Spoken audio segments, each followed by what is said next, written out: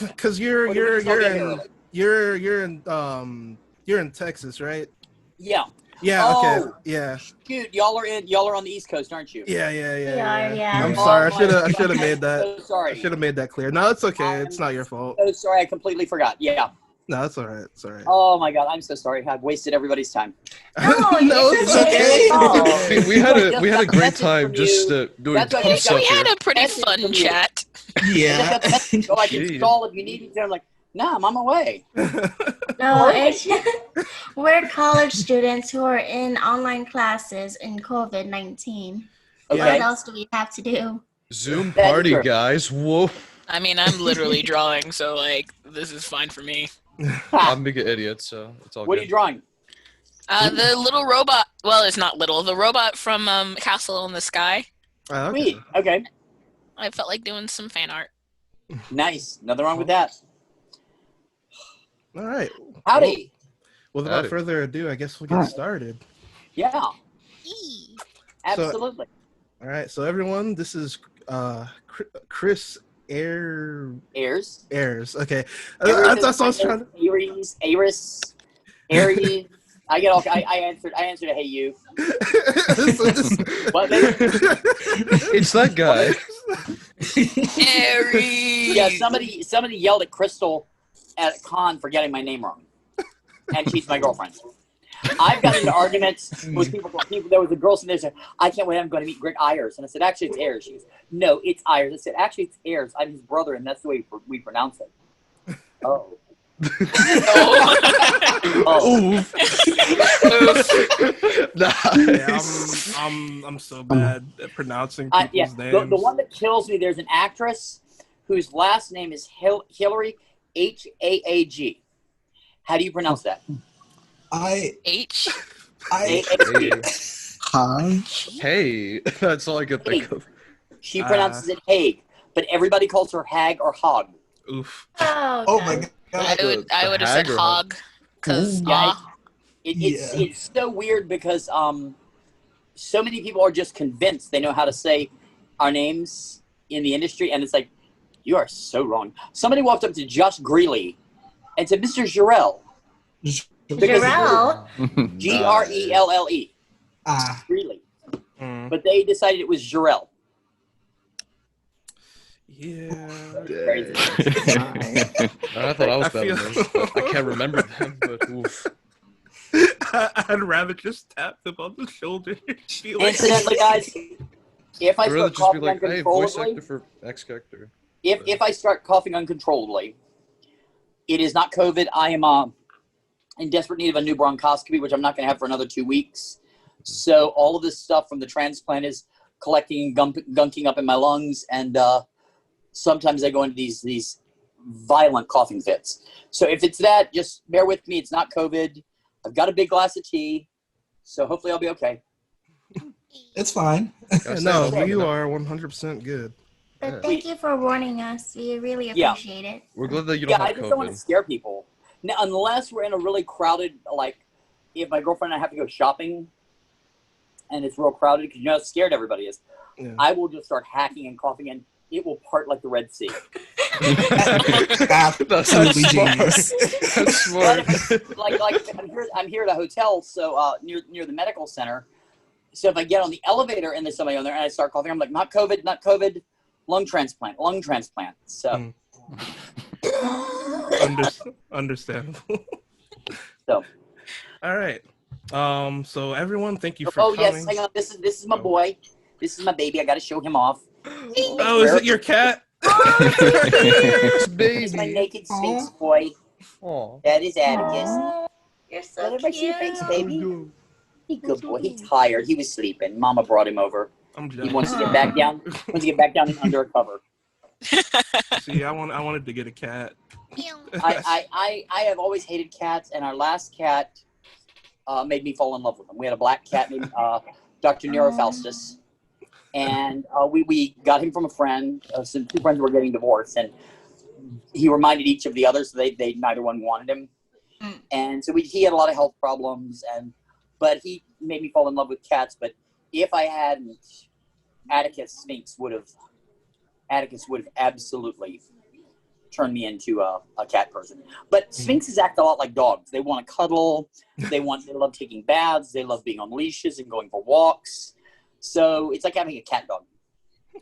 Cat dog, ding, ding, cat dog. Sounds about right. Yeah. I was just waiting for the reference. Alone in a little white world, cat dog. So what are we doing today? Oh. Okay. That's you, Walter. I'm sorry, I just zoned out real quick. Nice. So yeah, Oh, good. all right. I do it all the Thank you time. guys. Thank you guys for coming here today. Yeah, thanks for showing up, guys. For our first Panther booth with Christopher Ayres. As you know, he is the voice of Freiza. He is also actor and ADR director and fighting choreography, which I didn't know about, which is really and cool. a theater director and a choreographer and a fight director. all of those things. Okay. I've done the gamut from working in the booth to doing professional improvisation, professional mime. I've worked on Broadway. I've done national tours. I'm kind of a jack of all trades, master of none. Oh, that's really cool. Like when you mentioned it, I was like, oh, that's cool. I didn't know it was like all of that though. That's awesome. Accolades. Shame you do research. But without further ado, I let you take the stage. I with these things, I generally have no agenda. Mm-hmm. This time, my girlfriend and I were talking about. I do have a starting question for everybody. Okay. Not necessarily anime. It can be. It doesn't have to be. What is your favorite type of animated media, or what is some of your favorite animated media? I mean, Do video games count? Yes, they do. Awesome. Okay. I would say Alright, video video games. games. Yeah. In that All of a case, sudden, yeah. everybody has an answer. I was gonna say anime, but I was just like, no, that's kind of basic. But I mean, I don't care how basic it is. It's still anime for me. I like it all. I'm fond of cartoons Like- as well. What Yeah, kind, what kind I of like older cartoons though. Yeah. what kind of I recently finished Owl House, and it's currently my favorite show. okay? I've heard of that. Watch it; it's great. I'll put it down. My good, I had always avoided King of the Hill, and Really? I've never seen it recently. And what a fun! And the sad thing is, I have a friend who's in it. Ooh, nice. Yeah, and our apartment is in Arlen, which is what, which is in Richardson, which Arlen is based on. Oh. Ooh. It's So right Luke- between Richardson and Garland. Hey, hey. Oh, Arlington and Garland, and that's where they got Arlen. Huh. So I'd never seen it, and, and my friend who plays John Redcorn's like, oh, you need to see it sometime, buddy. You need to see it. Yeah, I'll watch it. So I called him recently, and I'm like, oh my God, this show is hysterical. It deals with some very serious subject matter in a very family-friendly way. Mm-hmm. So that's kind of my white noise. That South Park. What else do we watch, baby? South Park. Family Guy. Family Guy, Yeah. American Dad, Simpsons sometimes. Over the Garden Wall. Have any of you seen Over the Garden Wall? It's on my I- list. I haven't gotten around haven't. to it I yet. haven't. Oh my God, it is. It's an October must. You must see it in October. Okay. I think it's on Hulu. It is absolutely beautiful. It's a unique animation style. Mhm. It's a unique storytelling style. The music is wonderful. Also, I'm just going to plug something for any of you who have not seen Has Been Hotel or Hell of a Boss. My girlfriend plays Cherry Bomb in Has Been Hotel, and she and I also did a lot of the prelay for Hell of a Boss. We're not in the show. We did the prelay so the animators could animate before the actors actually came in to record it.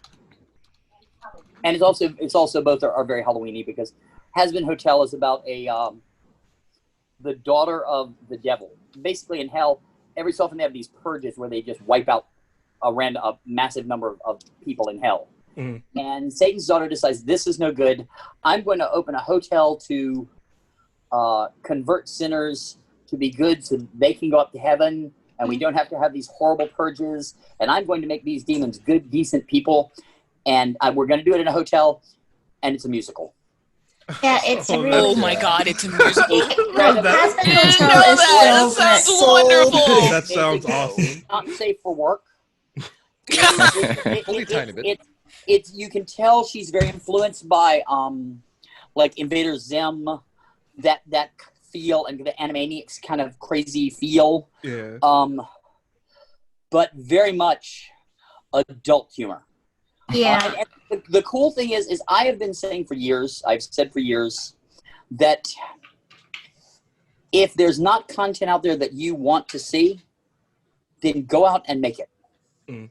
She's an animator and an artist, and she's got these brilliant ideas, and she created the character designs and wrote them and wrote the music, and hired a team of animators who are brand new. They're not people that are working on big Hollywood projects. They're people just like you guys. Some in college. I mean, she paid everybody, and you know, some people did principal, some people did background, some people did cleanup, and they literally, it's completely literally a fan created, fan funded project. And now, Has-Been Hotel has gotten so much popularity, it's been picked up by A24. Oh, and the Halloween tree. Oh, and the Halloween tree is also good. I don't know. I mean, I really have a question, and I'm sorry for taking up your time. That's okay, baby. It's a good Halloween cartoon. It's a good Halloween cartoon, and incredible animation. It's called a Halloween tree. Absolutely. I haven't seen that one yet. Based on the Ray Bradbury book. Oh, it's based on the Ray Bradbury book. But Viv is somebody that I point out, because if there's stuff you're not seeing, then find a way to do it yourself. She found animators. She had these designs. She casted herself. She put out an open call for actors. And some are like Krystal, have done a lot of anime work and game work, and some are brand new. And some have done quite a bit. And so by the time that took off, she started doing Hell of a Boss that has like Richard Horvitz, who played Zim in Invader Zim.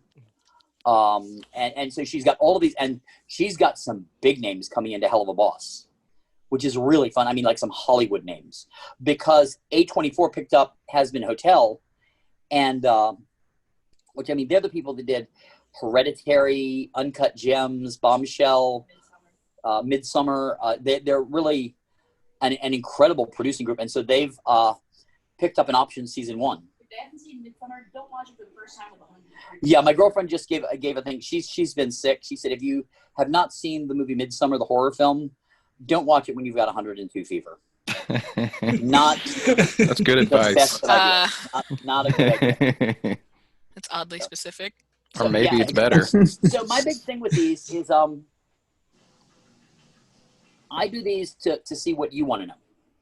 I'm here for you guys to pick my brain, ask me questions about anything that I do. I will say this, there's not much that I don't talk about. I tend to avoid politics and religion, because my views on both are very far from mainstream. I will just say this, and we will, especially being here in Texas. I am so far to the left, my left-wing friends consider me a left-wing lunatic, and I consider myself Zen Baptist. So, which got me in big trouble in in Louisiana. I said that at the start of a panel, and afterwards I stepped outside to have a cigarette. That was back when I smoked before the lung transplant. And this woman came out and stuck a finger right in my face and said, "You are going to hell for combining the words Zen and Baptist." And Yes. in an instance like that, you don't have any choice. So what I did, I finished taking the drag off my cigarette, and I blew it away from her because I'm not rude. And I flipped my hand towards her like that. And I said, and there were a group of people there who had been at the panel. I said, and this, ladies and gentlemen, is exactly why I'm Zen Baptist. Which got a huge laugh, and she couldn't fight it. She said, and just stormed off. Which that's the best way to be angry, is just with humor, and it's like punching a pillow. I agree. My girlfriend said, and poison. She's right. DW said, "You're right, baby." She said, "Oh yeah." So really, for these kind of things, I want to hear your question. What do you want to know about? Is this a animation club? Is it an anime club? What is this group? So in general, we're like everything voice. over related. So Okay. yeah, we'll try to. Audiobook, game. Mhm. Yeah, so it's a voice actors club which covers lots of places. Yeah. Like audiobooks, games, 2D animations, 3D animations. There's even podcasts we might talk about Yeah. at some point. Great.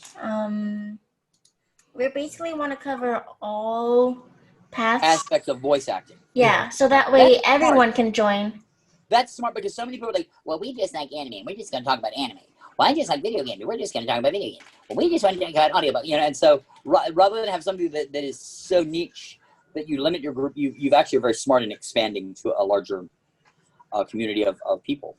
So, I mean, I have done video games and animation.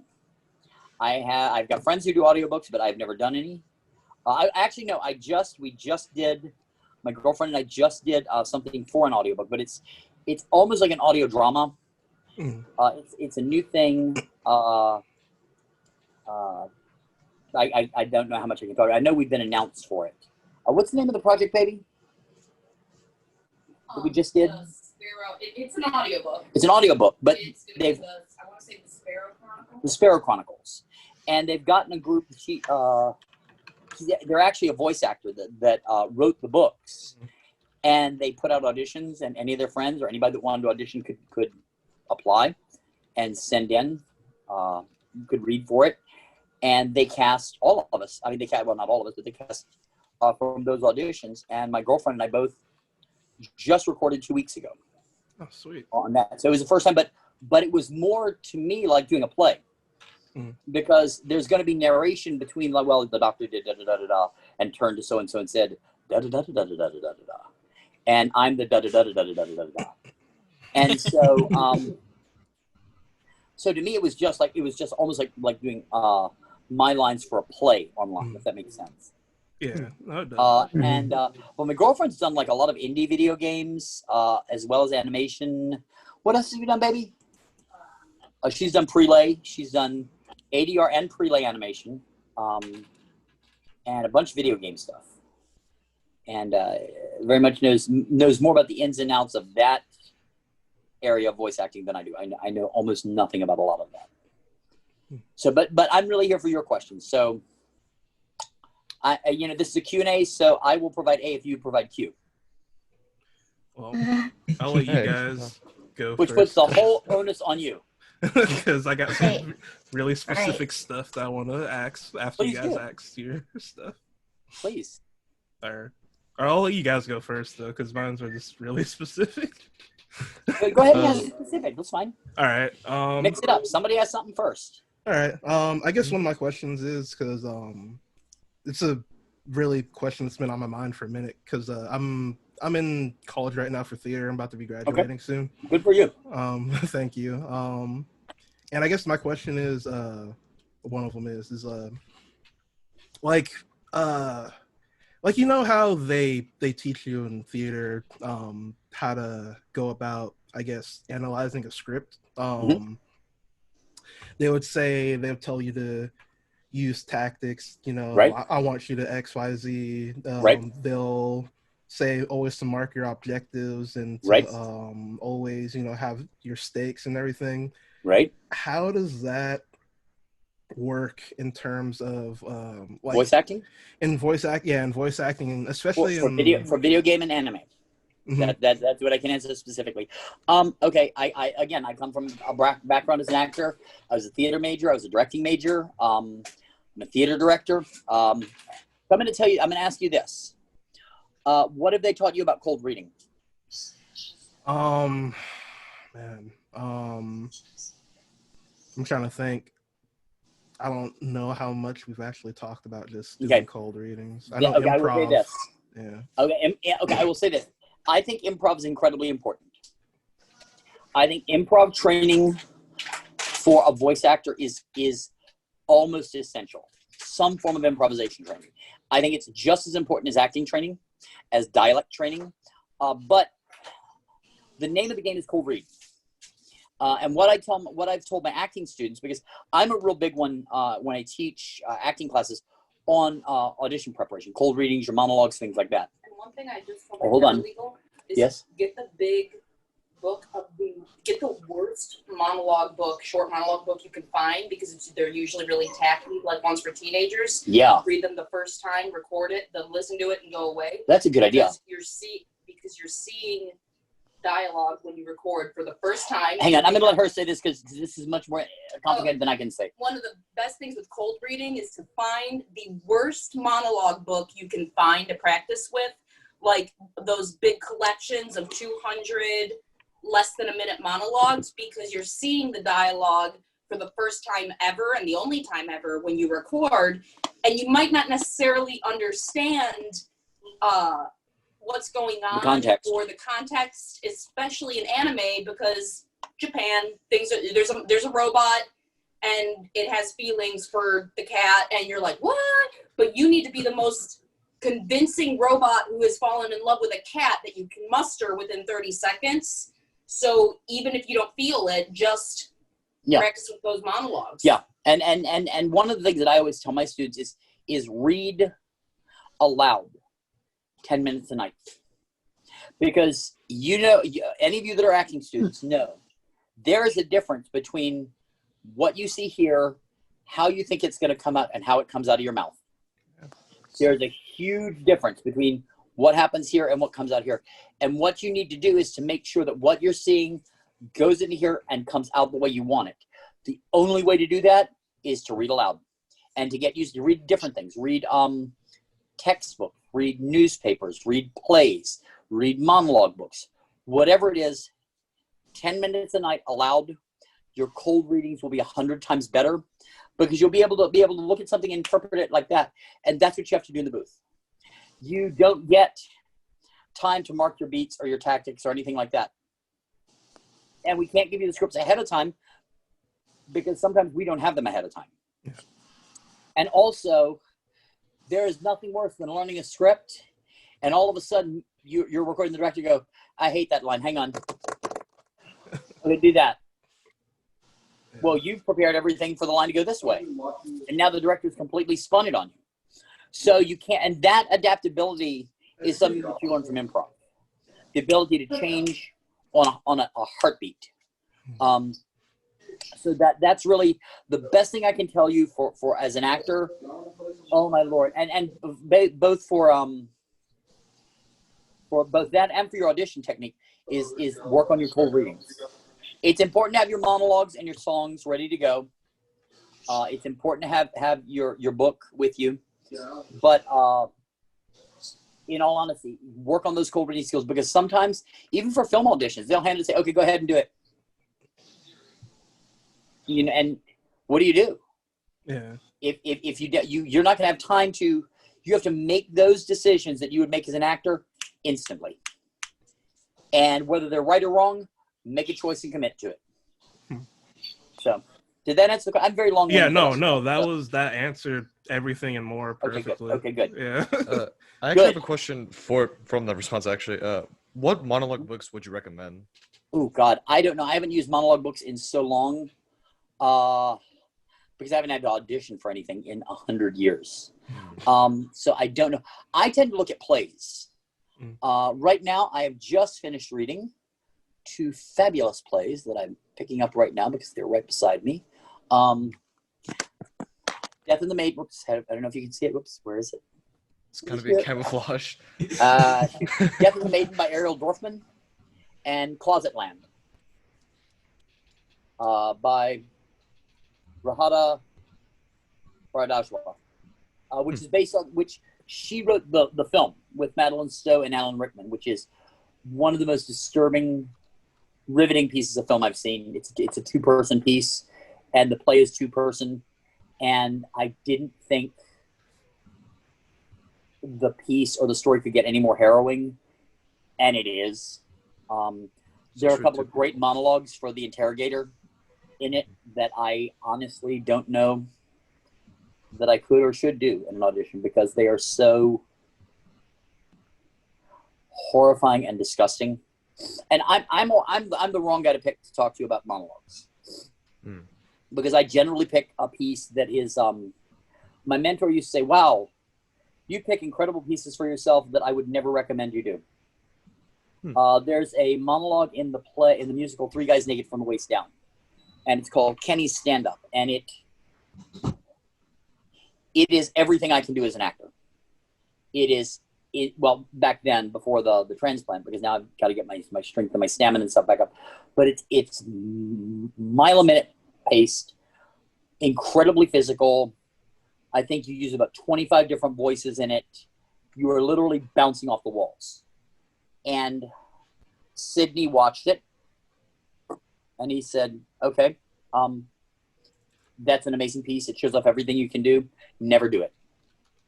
And I said, why? He said, because you run the risk of a person coming in and saying, what the hell was that?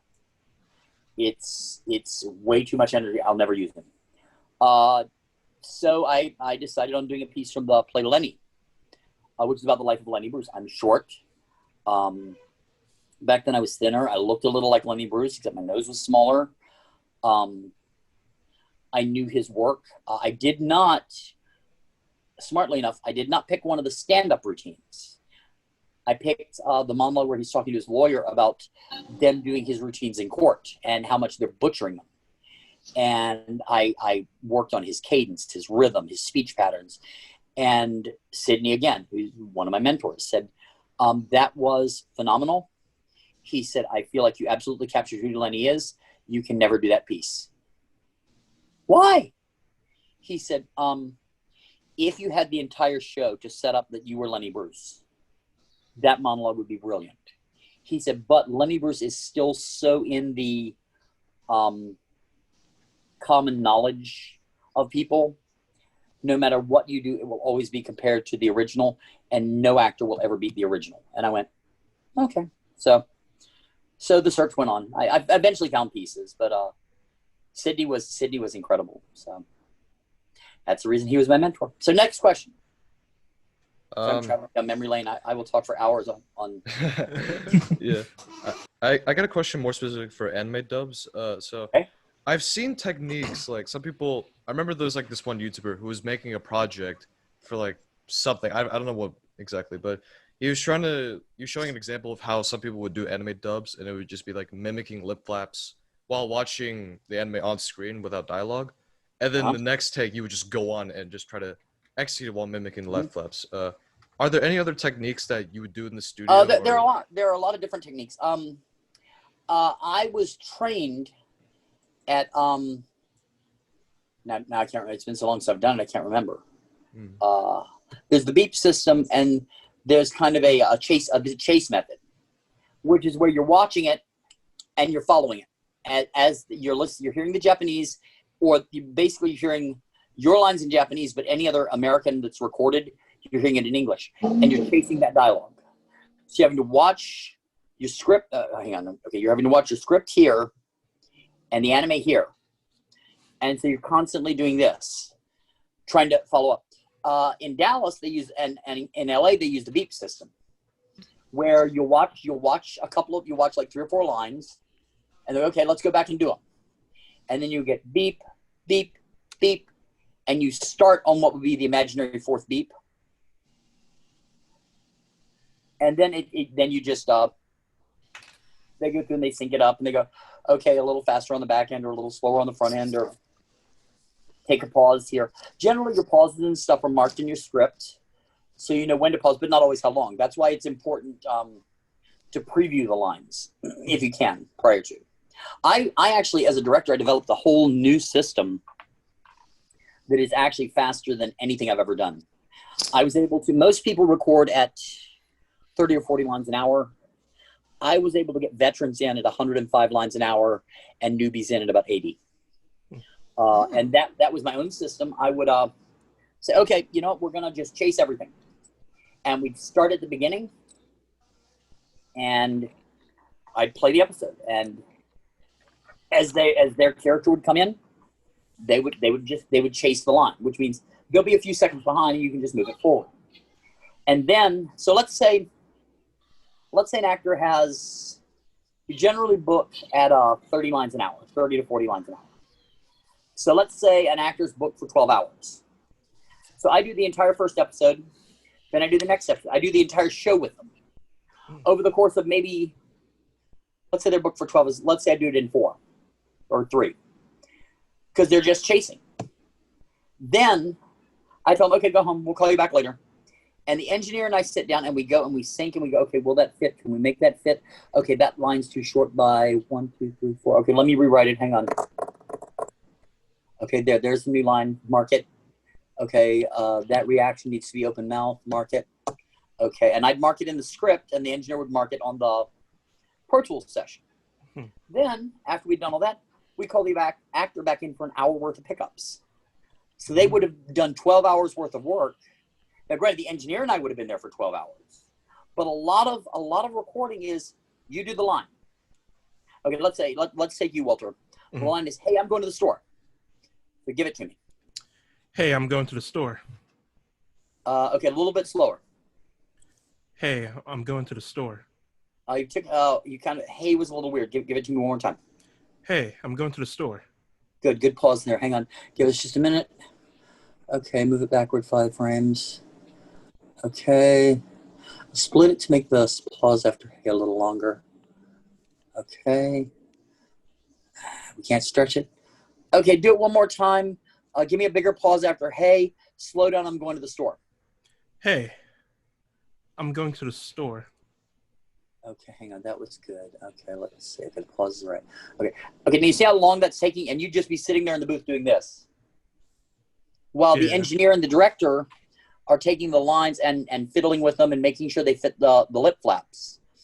So what I did was take the weighting out of the equation. I'd just do everything. And then any fixes, any changes that I wanted made, I'd notate in the script. And then the actor would come back. Well, here's the thing. Whenever you do something, you're doing it blind. So sometimes your interpretation is off. Sometimes it's just not the read. Mm-hmm. Okay? Sometimes it's not the read that's right for the show or the character. I make a note of it. We're going to fix it. Well, then when you come back in, you have not only seen that episode and that line that you've done before, you've seen how that moment and that beat plays in the overall arc of the entire series. So your read and your performance is going to be much more informed, and it's going to be much more nuanced because now you know what you're talking about. Some lines will work. Some lines say, yeah, that's great. That fits. It's fine. It plays exactly like I want it. Some lines don't. And so in that case, we do it again. But rather than being there 12 hours with about 80% of it, you sitting there doing nothing while the engineer and I are fixing and futzing.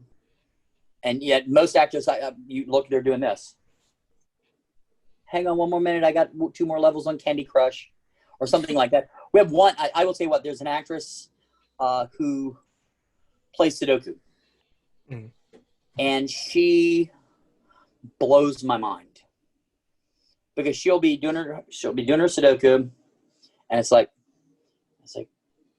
Hill, are you ready? Yep. Rolling. Nice.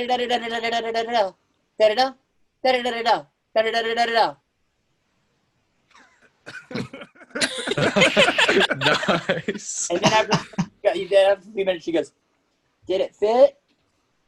Yeah. Good." Wow. What a You legend. ready? Yeah. Rolling.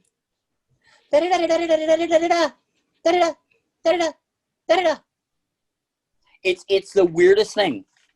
I can't do that. I have to stay on my feet, watching all of it the whole time. Mm-hmm. So, but that's me as an actor. So, next question. I'm rambling. Actually, that leads me to another question. I babble. Because I heard like some controversy from Funimation with like, changing up the lines in the dialogue completely at some points. Mm-hmm. Would you think that would be an excuse as to why they would do that in terms of like trying to fit it all into one? I've done that. I've had to do that. I did a show called the Narama Brothers. I'm very, very dear friends with Shinichi Watanabe, Nabeshin, who did Excel Saga, Puni Puni Poemi, The Wallflower, Narama Brothers. His stuff is insane. I have hung out with him. I have partied with him. I've gone to dinner with him. And if you think any of his shows are weird, they are nothing compared to spending an evening with that man. Nice. We invited him one night to the rave party. He goes, "Rave party?" I said, "No, not rave, rave, rave. What's that?" You know. So he's so much fun. He's so silly. He's always rambunctious. But some of the jokes in his show are very, very J-centric, which means that 90% of the audience is not going to get them unless you know Japanese culture inside and out. So my job, I think, as a director, is to be caretaker of the creator's intent. That doesn't mean being slavishly slavish to every line of dialogue, because if Nabashi's intention is to make you laugh, so you know what, I'm going to do everything in my power to make you laugh. If the creator's intent is to make you cry, then I'm going to do everything in my power as a director and a writer to make you just a wreck. If it's to scare you, which I've done a number of horror anime, I'm going to do my best to freak you the hell out. And so I was very worried because we made quite a few changes in the show in terms of the jokes and stuff like that. And I'd met Nabashin for 10 minutes prior to the first screening of the first episode. He actually came to watch the first 3 episodes of the show in a movie theater full of fans, of his fans. And I was like, oh, God. And then afterwards, I was going to do a live interview with him. And the show went well. The laughs came where I was hoping they would. There were some that I didn't expect, that I was pleasantly surprised at. And we came up on stage, and he was very, very, very serious, but smiling. And a fan asked him, they said, well, how did you feel seeing elements of your dialogue changed for the American version? And Nabashin said, sitting in this audience with you and hearing you not only laugh, but scream laughing, I knew he had done exactly what I would have done for you. As far as I'm concerned, this man is my brother. And he and I have been super close ever since. He, in fact, when I first got sick, when I first came out of the hospital, he was at a convention in Minneapolis. And he insisted they schedule him in his contract to do that convention, that they fly him, that he have a 24-hour layover in Houston, where they put him up in a hotel. And he made arrangements for a translator to come in from another city and arranged with my brother. And they took me to a restaurant to meet him for lunch because he was so concerned about how sick I was that he had to see me and make sure that I was all right. He has donated well over $1,000 to the 2 different GoFundMes for my medical costs. He's a dear friend who, you know, I'm so grateful to have him as a part of my life. So a lot of times things will be changed to make it more accessible to an audience. There was a show I really wanted to do a number of years ago, and you know, I love when you can prep. I love being able to prep for a show. That's one of my strong points is prep, if you can. Now, in this day and age of simuldubs, it's a lot harder to prep, you know what's going to be coming. I love being able to tell an actor, well, no, the line has to be this way because in 3 episodes, it's going to bite you in the butt. You can't always do that with simuldub, which is unfortunate. I think in some ways you lose a little nuance. But I love prep, and there was a show that I thought I was going to get, and the studio ended up not dubbing it, which was a huge mistake in my opinion. And there was a joke in the show where it was raining, and the one of the characters of the show held her hand up and said, "Candy." Well, what does that mean? What does that mean? It's raining, and she holds her hand out and drops it her hand, and she says, "Candy." Any idea? Nope. It's No. a There is- foreshadowing. No, there's an obscure Japanese pun Oh. that something about a slang word for rain is very similar to the word for candy. Took me a day and a half to figure that out, but you know, and then it's like, okay, well, God, how am I going to make this work? You know, fortunately or unfortunately, I didn't have to because it was a show I really wanted to do. Maybe someday another studio will pick it up and let me direct it. Hopefully. Yeah. Because I'm about to be shifting to a new studio, so. I guess that brings me to my next question. Fine. What is the job, like the complete job of a director for voice acting and stuff like that? For voice Like, acting, okay, this is fun. Somebody asked me what's harder, directing for theater or directing for anime. Directing for theater is infinitely harder. With both you have to prep the show, but with theater, I stay very involved with my designers. I supervise all elements of their design work. It has to fit my metaphor for the show. I stage the show. I choreograph. I fight direct. I work with the actors on intent and emotion. I pull that out of them as an actor. I help with the light hangs. I help with set builds. I go with the costumer when they're gathering costumes. I literally, it's 24/7 a day job. With anime, sets are done. Costumes are fine. Fight scenes are already done. If there's dancing, it's already done. All I have to worry about is casting the right people, making sure the performances are what they need to be, and hang on, where does my hand go? And making sure that what they say fit into those tiny little mouth movements. Mm-hmm. That's all I have to worry about. When I leave the theater at the end of the day, I'm physically exhausted.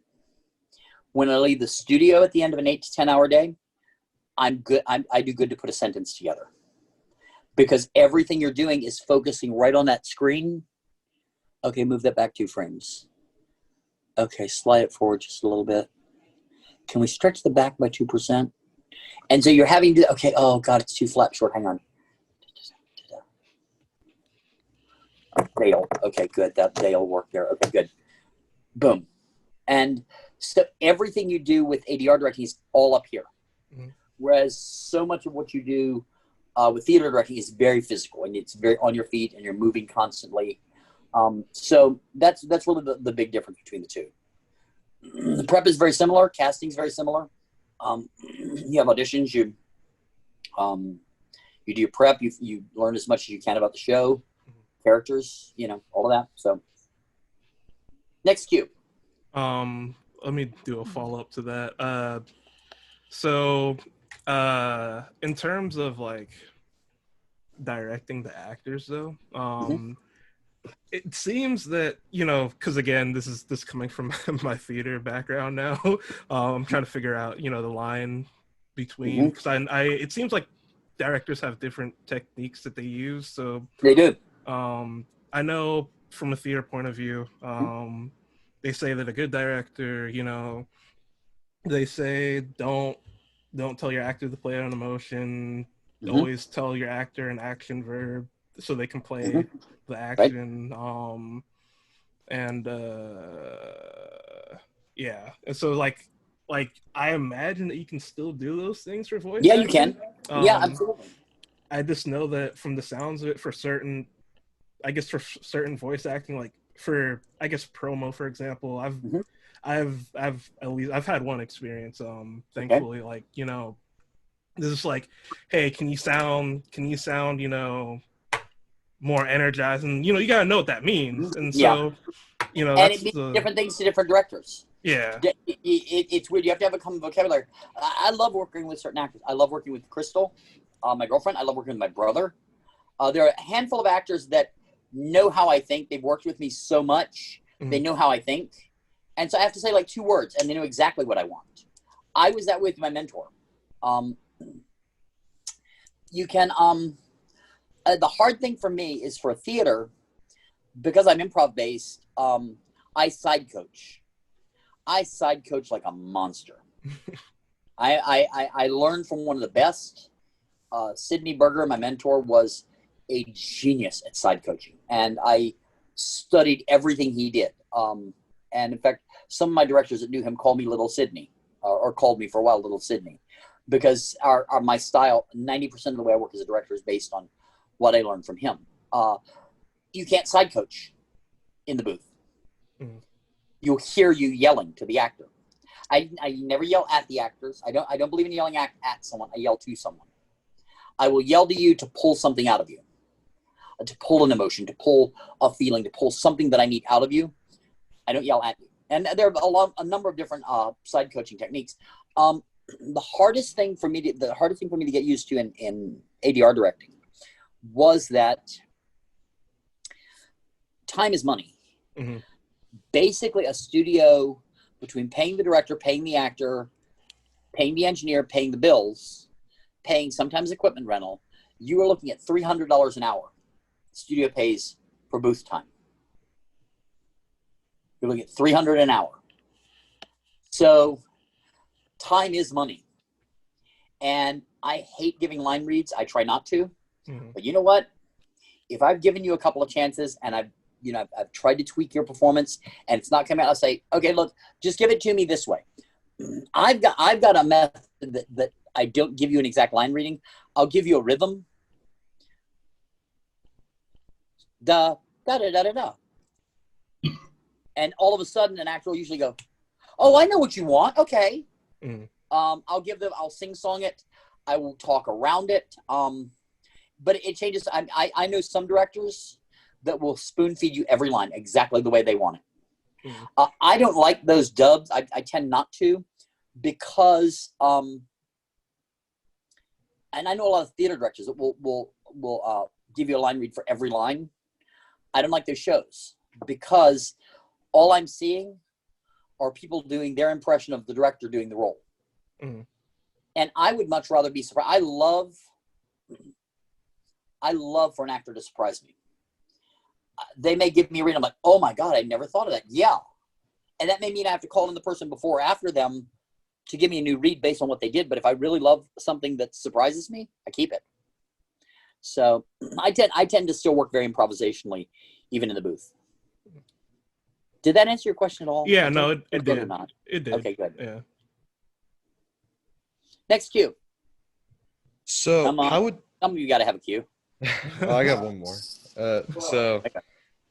How would doing voice lines for video games work? Because I've talked to Joshua Story about how he does his lines. Mhm. I told him if you get like the video game character and if you get to see the cutscenes and whatnot, and he says no, you don't. No. You just read the line and then just go Nope. on. But how would you just interpret? Like, how would you give like a good read off without that? Or do you Well, just go nuts? here's the thing with you've got to have a good director for that, Mm. because you don't even have the other people's lines. You have a big book about that thick, and there are about 3 of them. Usually, like when I did Last Remnant for Square Enix, we had 4 books that thick each, and they're like, okay, go to tab 72. That's all of your lines for the cutscenes, and then you just do your lines back to back to back to back to back. They go, okay, go to book 1, tab 84. These will be all your reactions. Boom, boom, boom, and you just do them. 1, boom, boom, boom. It's beep, beep, beep, react, beep, beep, beep, react, beep, beep, beep, react.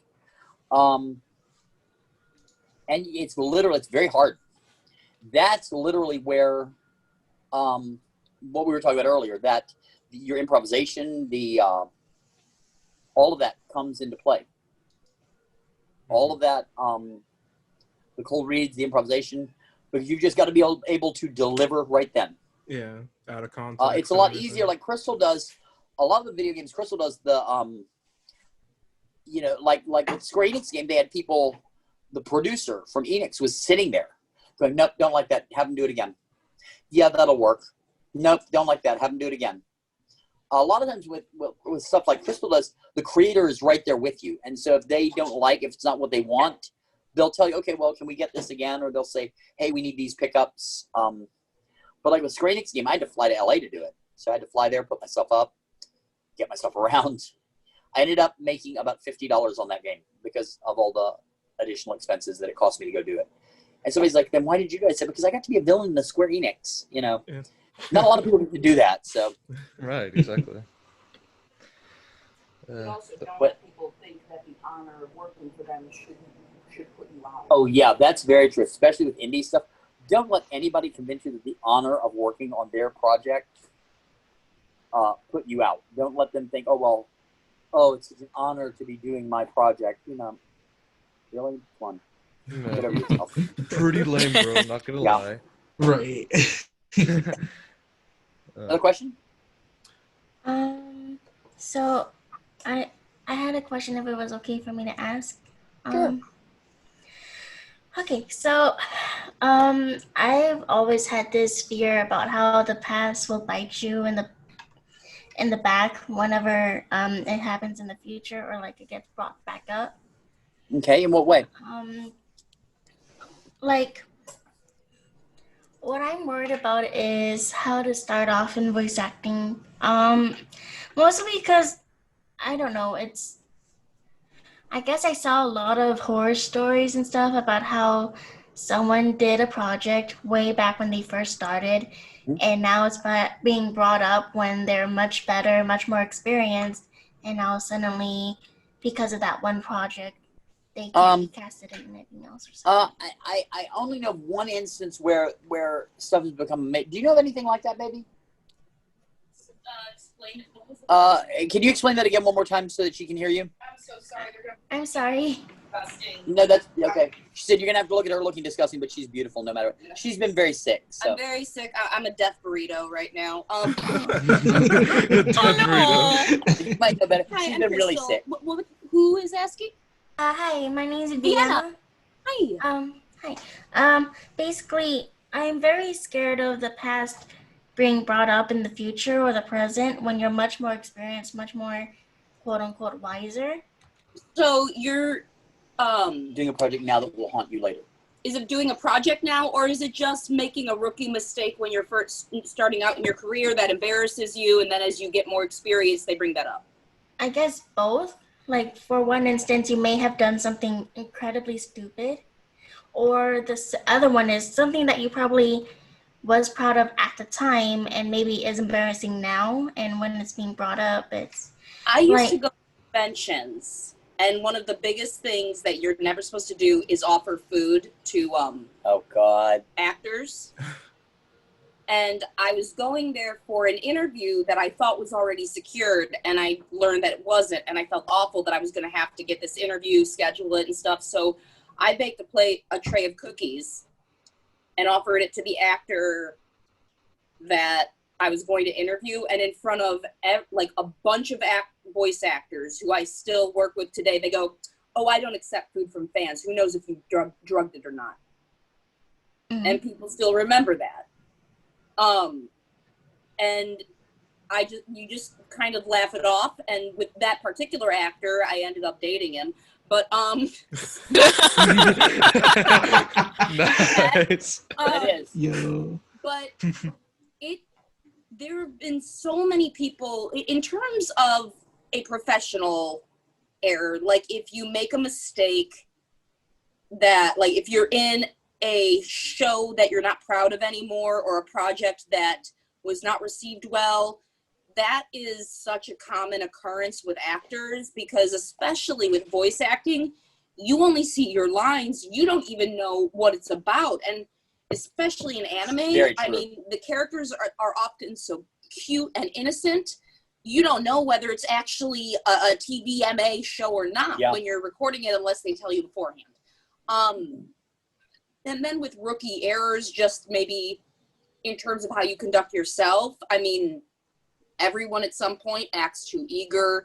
Everyone has done that. So there's kind of a solidarity among having a cringy moment in the past.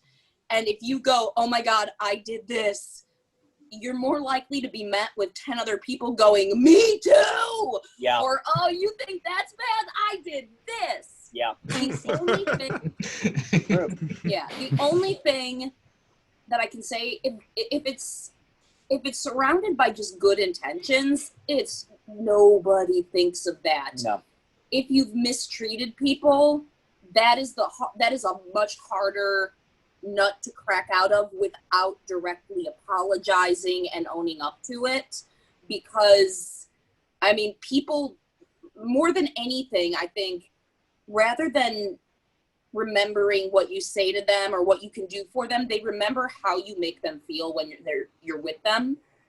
So if you've done something stupid, congratulations, you're a part of the family. Mm-hmm. If you've done something cruel, there's nothing that an apology cannot at least make better. Mm-hmm. So I truly, I mean, I can't think of really anything where a good intentioned person did something stupid and didn't live to tell the tale. Yeah. When I first said about that thing she was I did a show. He loved my cookies. I did.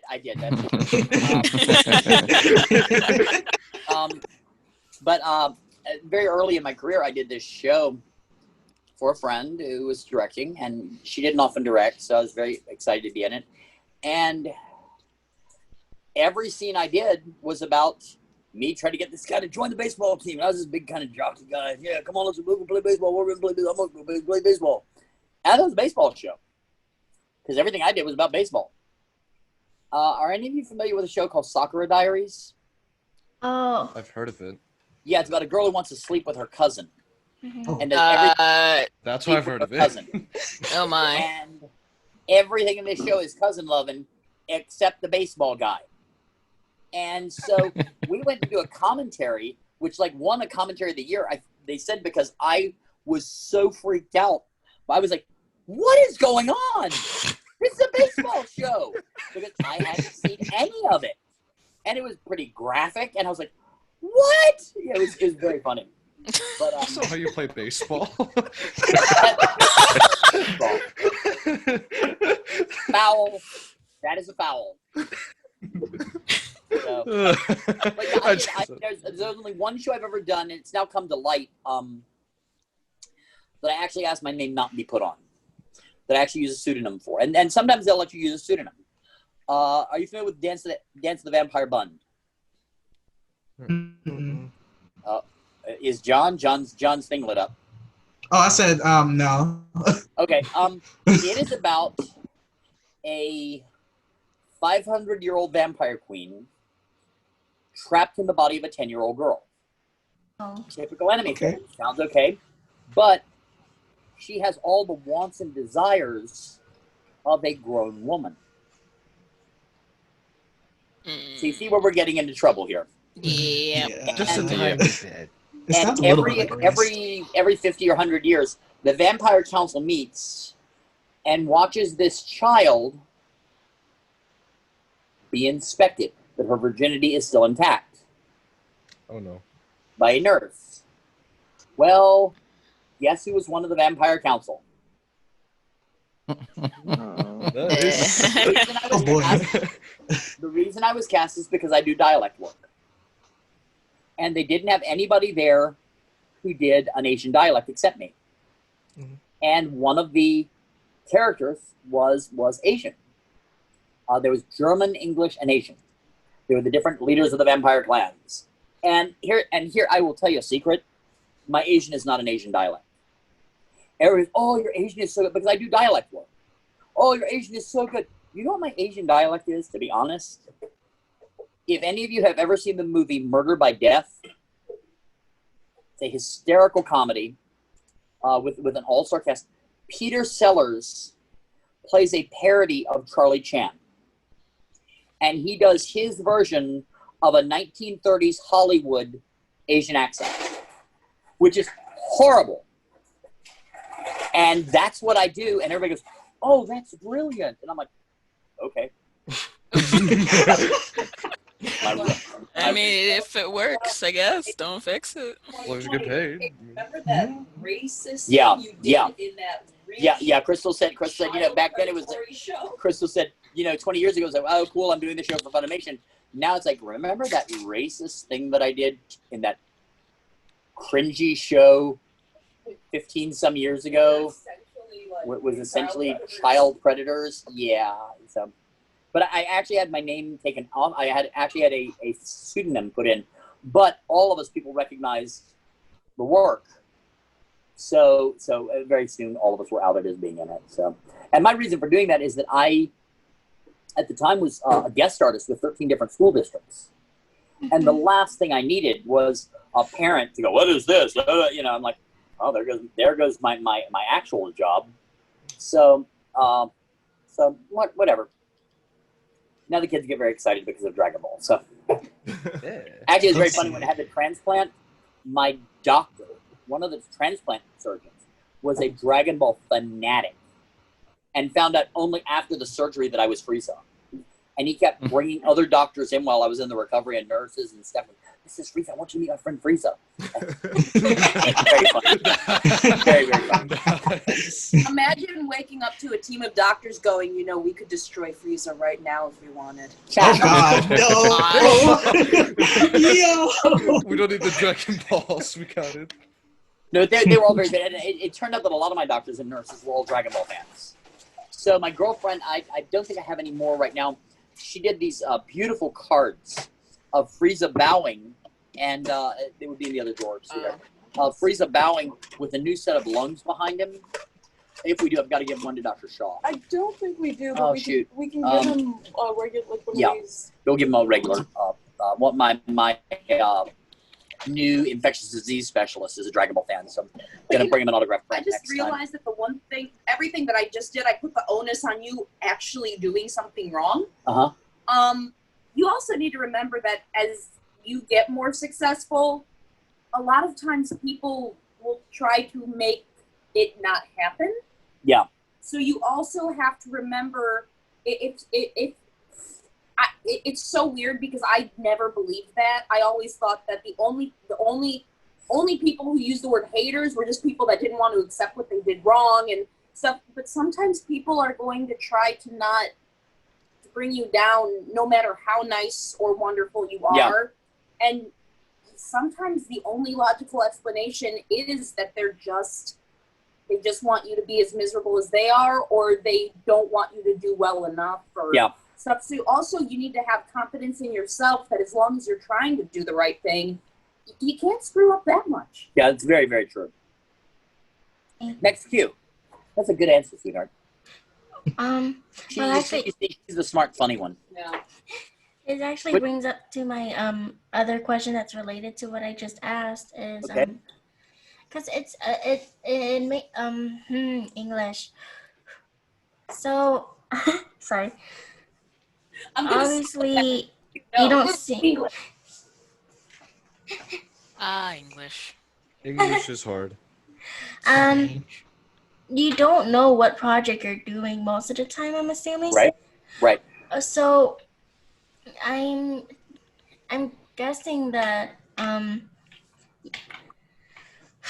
because for me personally, I'm very hesitant starting auditions or projects for stuff, especially since I don't know what the heck I'm getting myself into. Right. And it's just, at this point, is it just a leap of faith you have to do? Or it is a leap of faith. And here's the thing, a lot of creators and a lot of content creators and a good director will say, okay, look, this show has a lot of nudity. It's got a lot of sexual situations. If you don't feel comfortable, I understand that. Krystal recently had a situation, a bunch of actors just recently had a situation, I can't name the game, but they had all recorded for this person, and all of a sudden, half of the content was naked. The characters were naked. They were never told about it, and a lot of the actors are furious about it, understandably. I did a show called Speed Grapher, one of my favorite shows I've done. And I played the owner. I'm the main villain of the show. And I played the owner of the largest fetish club in Japan. And all of the villains that I send out hunting, all of my assassins that I send out, each one has a superpower based on their fetish. Oh. And it is a wild ride. But the director said I literally had to be very careful. There were some people I would not audition for this show because I knew it was too sexual. It was too violent. So I called all of my sick pervert friends to audition. I certainly, as a director, I've gone, ooh, no. There are a couple of actresses that I know aren't comfortable with graphic violence, aren't comfortable with very sexual situations. So you know what I do? I don't have them audition. And anybody that does come into audition for me, I say, okay, look, from what I know, this show has a lot of nudity. It's got a lot of graphic violence. If you don't want to audition, I will not hold it against you. And that's what a good director does. In my opinion, a good director tries to take care of their actors on every show. So, and here's the thing. Don't be afraid of asking. Hey, is this going to have a lot of graphic content? Is this going to be, a lot of nudity? And I won't hurt animals. yeah, Krystal won't hurt animals in a show. That's a hard no for her. If the character hurts animals, she doesn't want to do it. And I get that. Everybody has their limits. And to me, as a stage director and an ADR director, you have to respect those limits. So, not everybody does, but some try to. Yes, ma'am? No, when they asked me, and when they were asking me about hard limits, they were like no animals or kids. I'm like, oh no, I'll microwave a baby. I won't hurt animals. Yeah, she said when she's asked about her hard limits, they said, okay, like no animal or kid. She said, no, just no animals. I'll microwave a baby. Oh. You now see why what? That kind of caught me off I guard. mean, you have your priorities exactly set, Respect. That was good. Gotta draw the line somewhere. Exactly. My God. Microwave a baby's wolf. Yeah, I know that's a problem though with like. She wouldn't actually do it, but Mm-hmm. no, they're cute. I'm enjoying this. I have one. Do you have any advice on like any tips to start networking in this sort of career field? Oh God, you're asking the wrong person. Okay. I'm question. so bad at networking. Here's the thing. Be nice to everyone. Okay. Treat everybody like a friend. Be upfront with everybody. Be straight shooter with everybody, because that's who people appreciate working with. Be nice. Be easy to work with. Anything else, baby, about networking?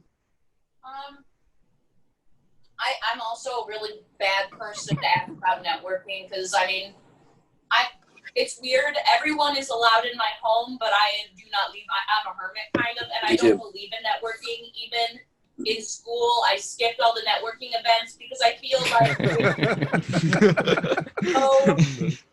it's so obvious when That's what you're somebody doing. wants something from you, and I just want to know about that.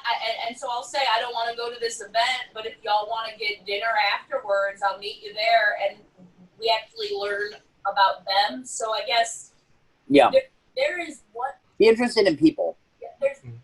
I think the big thing is I've learned that there is one trait about every human being that you meet that will absolutely blow your mind. Yeah. So for your own sake, you should find that out because it makes everything. It makes meeting people so much fun. What is that thing about them that's gonna make you go whoa? Because everyone has one. You too. Yeah, every single one of you. And that's the thing. It becomes, the longer you are in this industry, the easier it becomes to see. But even then, you can be fooled. Because I will tell you this, as an ADR director, my phone never stopped ringing. People wanted to go to lunch, people wanted to go grab dinner, wanted to go out for a bite, wanted to hang out with me and Krystal. Then I got sick and stopped directing.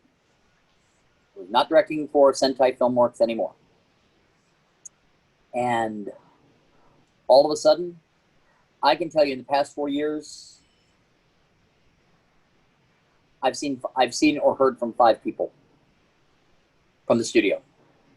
As opposed to I get calls every few days, or I talk to somebody from Funimation in Dallas, or Sean Schemmel who plays Goku, calls nonstop to check on me. He texts Krystal to make sure I'm doing okay. And that happened to me with theater. When there was a theater that I'd been artistic director for a number of years, and I came to a parting of the ways with the producing director and left, and all of a sudden, all of my friends didn't want to hang out with me anymore. And that's very disappointing. Another thing, God, this you want to talk about making you crazy. This guy wrote to me 5 or 6 years ago. Hey, and he had written to a mutual friend and said, hey, I really want to get to know Chris. it really seemed like we have a lot in common. I really like him, but I just don't want to seem like a fanboy. And she said, well, write to him and tell him that. So he wrote to me and I said, hey, let's grab dinner. And we did. We had a lot in common. He loved theater. We liked a lot of the same plays.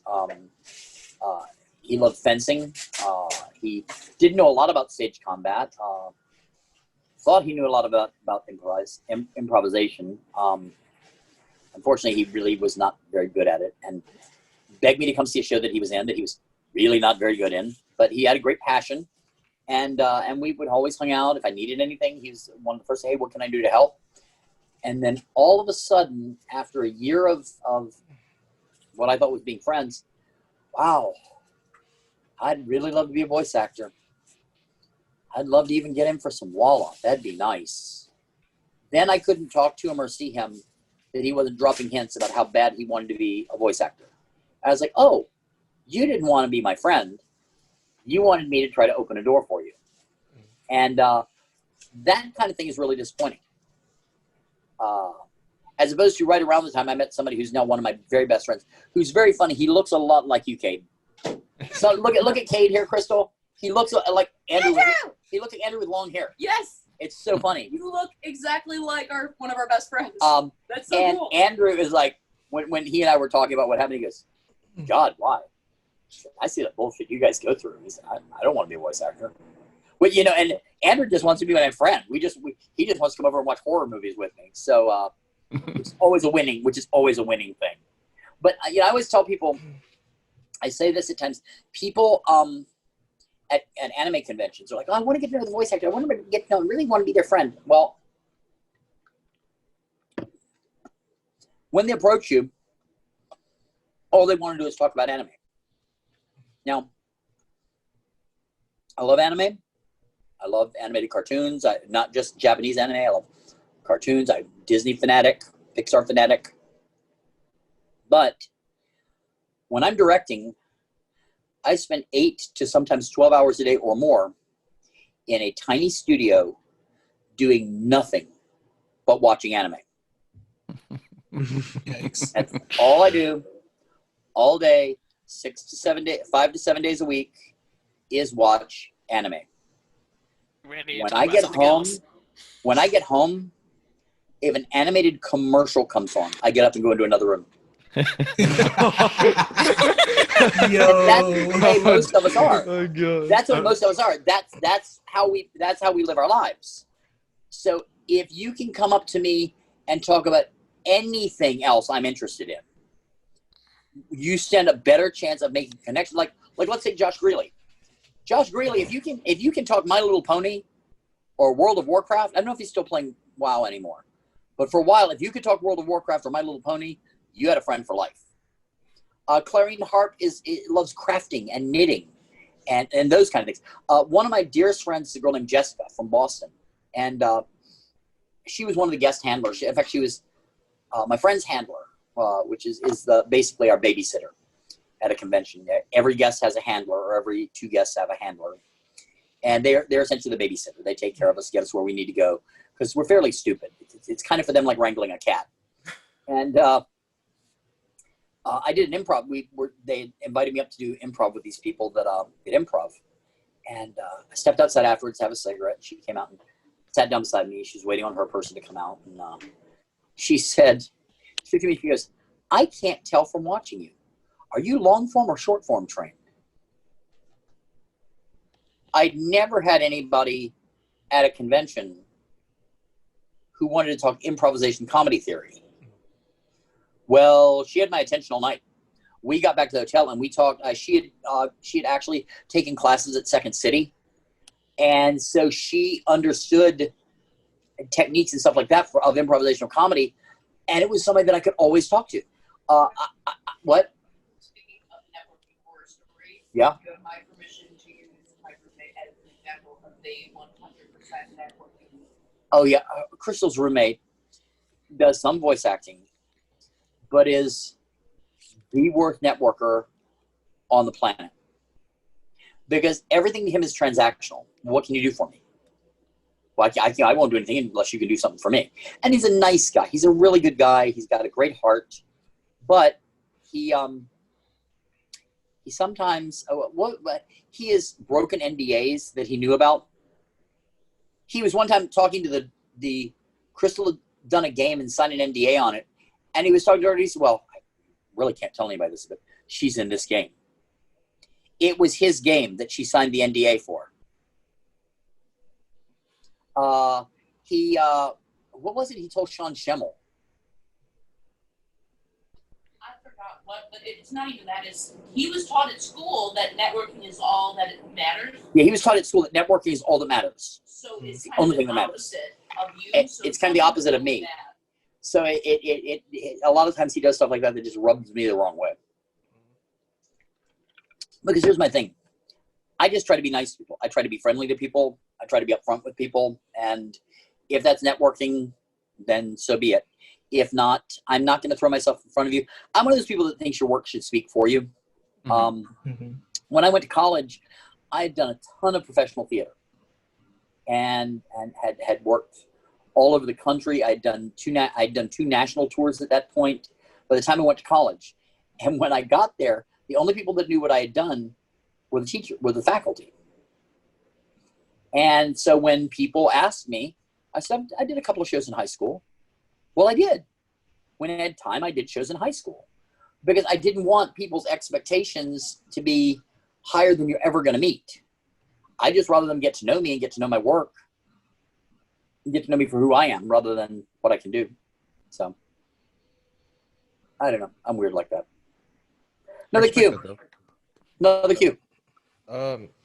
So, if it's your first time going to like a studio, what should you expect? Like, what kind of vocabulary should you know? Oh, that's a good question. You may have to help me with this, Krystal. Everybody has a different vocabulary. Just like if you work in a theater, every director is going to have a different vocabulary. If they tell you to put on the cans, what do they mean? Speak louder? Put your hands on. No. It means they're old. It means they're very old and telling you to put your headphones on. I still call them cans. Where am I trying to find the cans? Where are the cans? Where are the cans? Kiss the mic. Some people tell you to kiss the mic.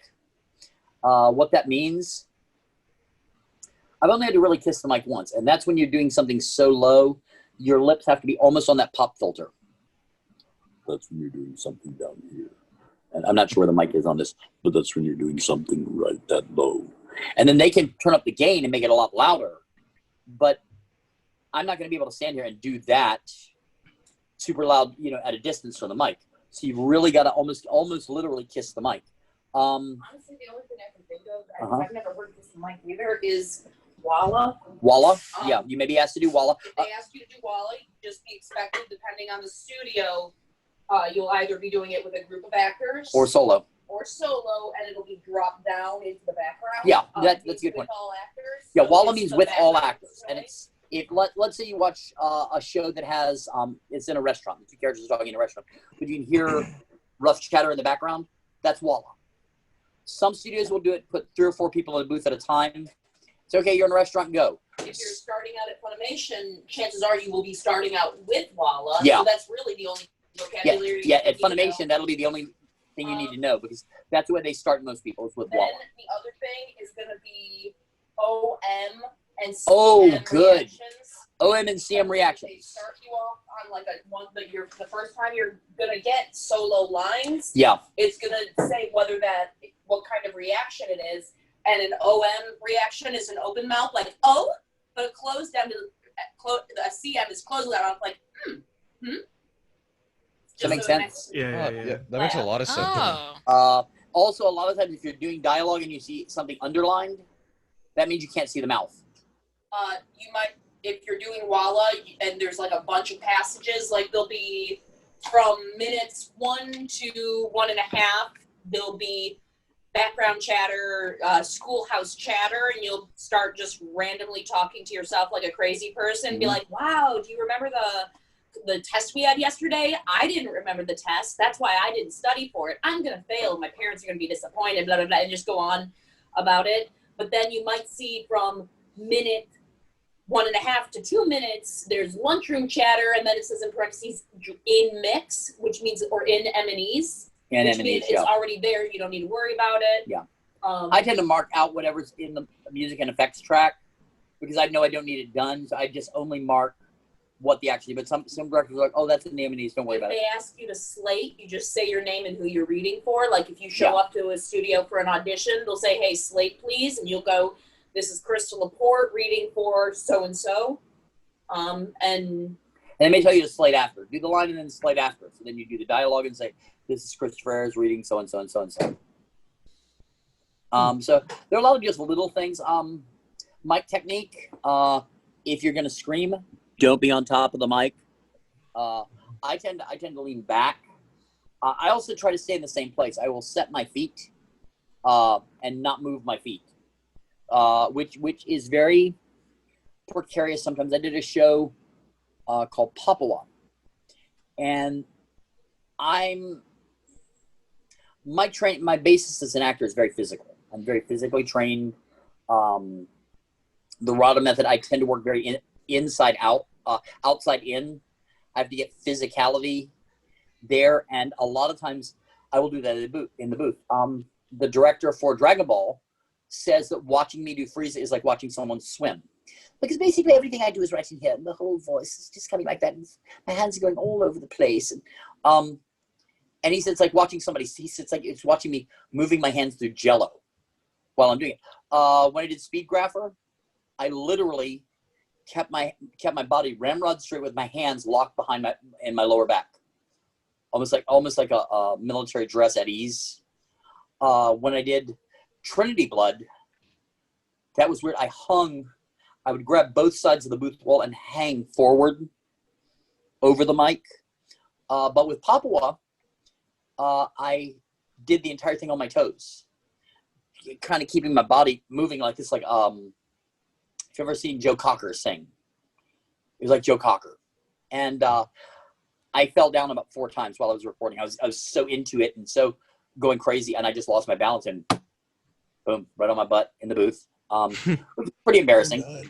But my physicality for almost everything I do changes from character to character, just like it would for stage.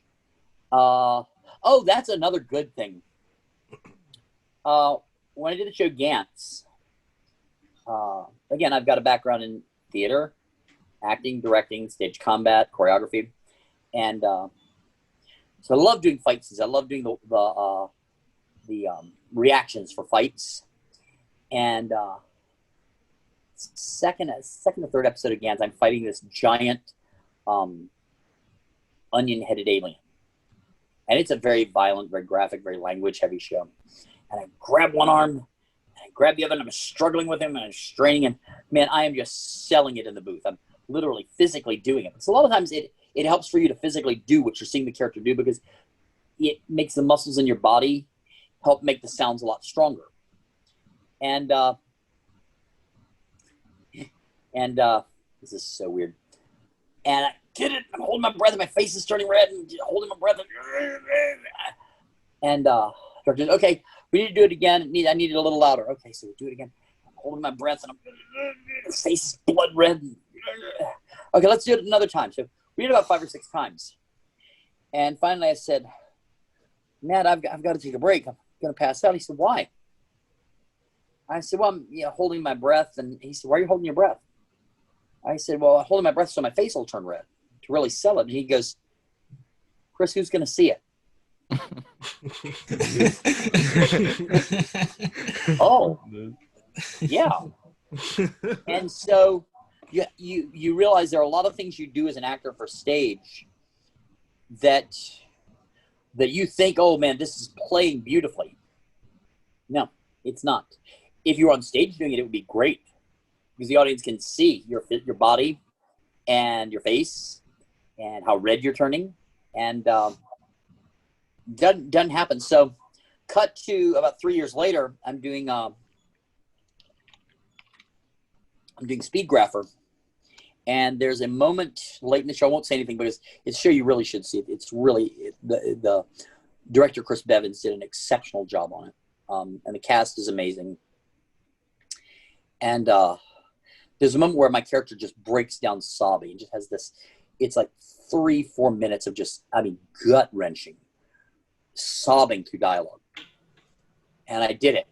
And I literally, at the end of it, I literally had to drop my posture. I was literally hanging onto the booth with my head down, breathing hard. And the director says, the director goes, "Chris, you okay?" I'm like, "Yeah."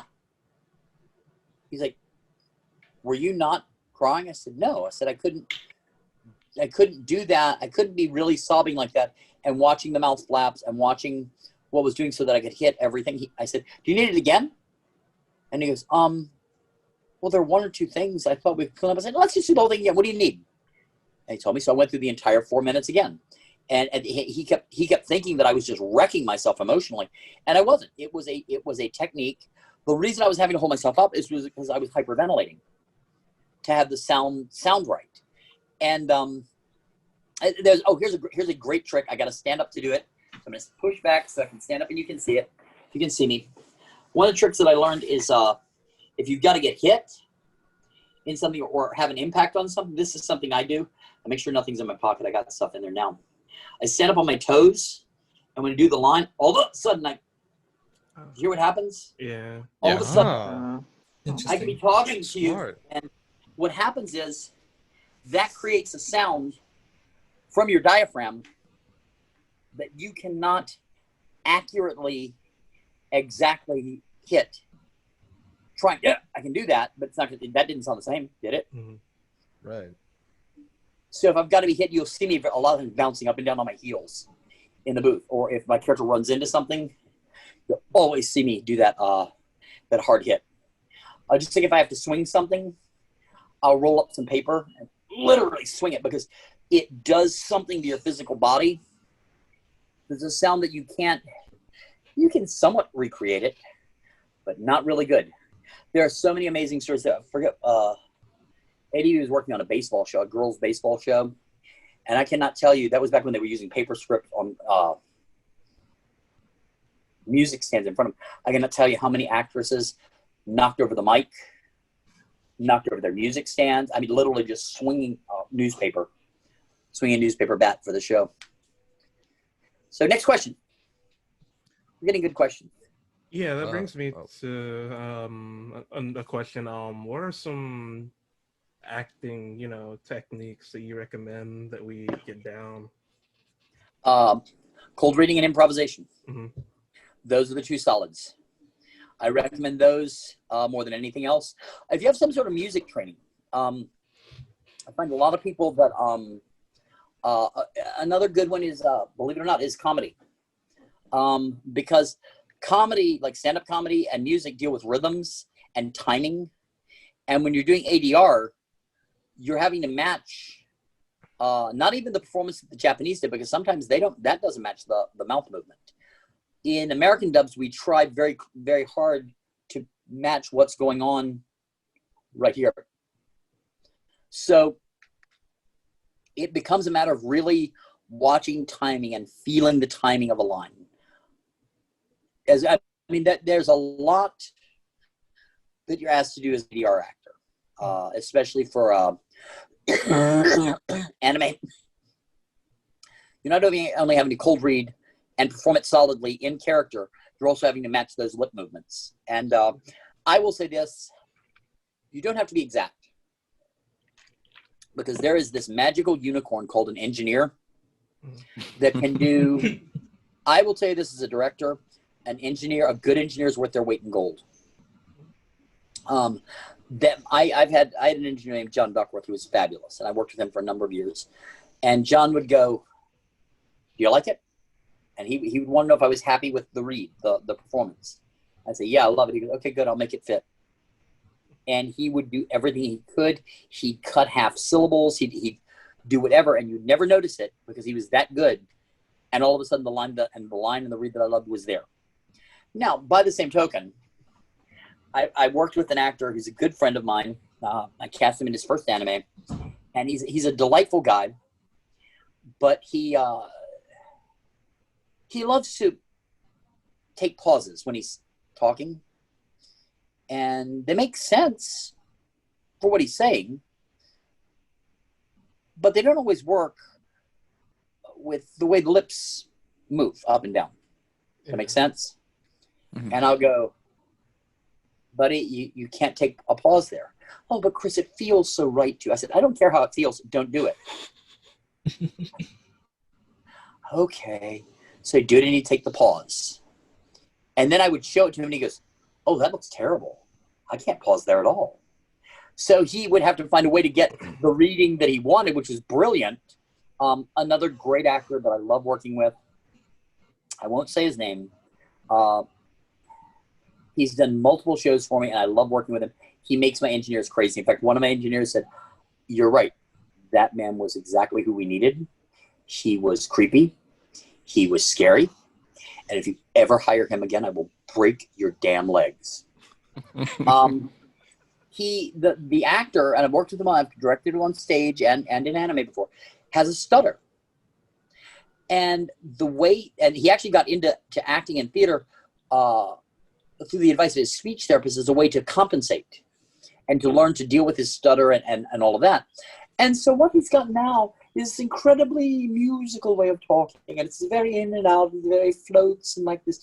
So it makes him perfect for some characters. So one of the first shows I did with him, the flap goes dun dun dun dun dun. 6 flaps. Bump, bump, bump, bump, bump. Okay?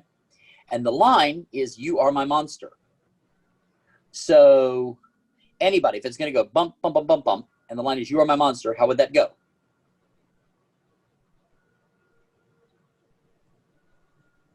Oh. Anybody? You are my monster. You are my monster. You are my monster. Right. Dun, dun, dun, dun, dun. Okay, that's all it is. You are my monster. This actor goes, you are my monster. Okay, and it was beautiful. It was over the top. I needed it very operatic, over the top. I said, okay, that's really good. I need it a lot faster. Right, of course. You are my monster. 20 minutes. Oh my god. Yikes. I said, buddy, just say, you are my monster. He goes, just say, you are my monster. I said, save it. Boom, we got it fit. Nice.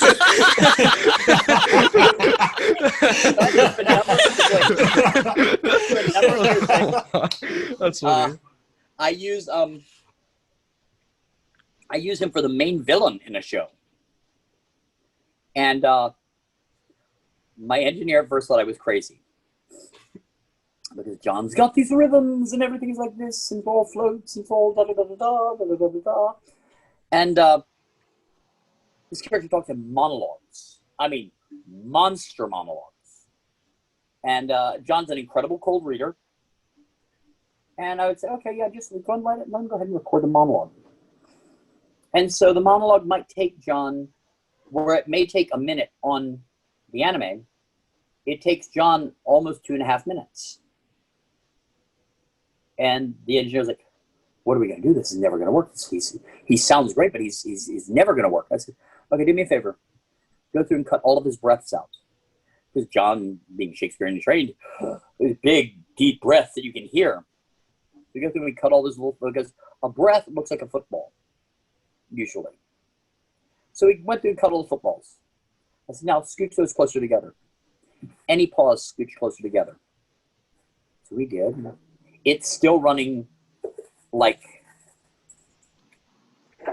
almost 2 minutes.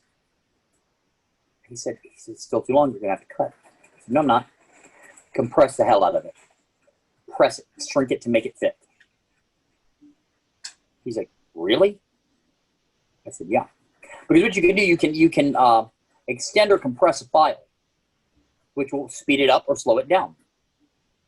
So all of a sudden, I had this shifty, shady character that you can't trust, and everything he's doing is just like this. He's all right in here, and you just can't understand what, it's all right in here. So it became this brilliant performance, but it is completely constructed by the engineer. And nobody knows, nobody's the wiser. And I won't say the actor, and I won't say the show, because he has gotten so many people have gone, wow, that is such a great performance. It's the best thing I've ever heard him do. And I'm like, yep, sure is. But the engineer worked his ass off to make that happen. And it's still a show that I'm very proud of. It's in my I'd say my top 5 shows that I'm most proud of. So next cue. Did you start in commercial work? Beg pardon? Did you start your voiceover in commercial work? No, I started in a weird way. I actually did a voiceover years ago in college. They posted an audition at the theater for people. They were doing an animation test project for children to see whether children responded to comedy, action, or violence in a video, in like animated content. And so the final 2 people, believe it or not, were myself and Spike Spencer, who played Shinji in Evangelion. He's been working for years, and he was one of my best friends, so we were real excited. And the thing was, there were 2 characters. So it was like, okay, well, it's obvious one of us is going to be one, and one of us is going to be the other. And they kept switching us back and forth. And I got a call 2 days later. They'd cast me as both. And then a 3rd character came in. I said, can you do him? I'm like, yeah. It was a fish. Fish popped up and told a joke. So I did the whole thing like this. And that was the first thing I'd ever done. And it was all prelay. And I got to see the test project. And it was pretty horrible. They gave me a video of it. I've got it somewhere. But I was a theater guy. I was completely a theater guy. I'd gone from acting to primarily directing, fight directing, and choreography. And I noticed that all of these actors that were working for me were also working for this studio in town called ADV.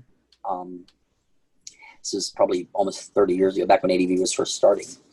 And a couple of members of my improv company were working for them. And all of a sudden, one of the actors and my brother was working for them because they needed an adult who sounded like a child, and that's my brother. And everybody kept telling me, well, you need to audition for me. And I auditioned like back when they first had auditions and hadn't heard. I figured it was like theater. I auditioned for this show and didn't hear anything. So I well, they don't need me. That's fine. No big deal. I'm directing.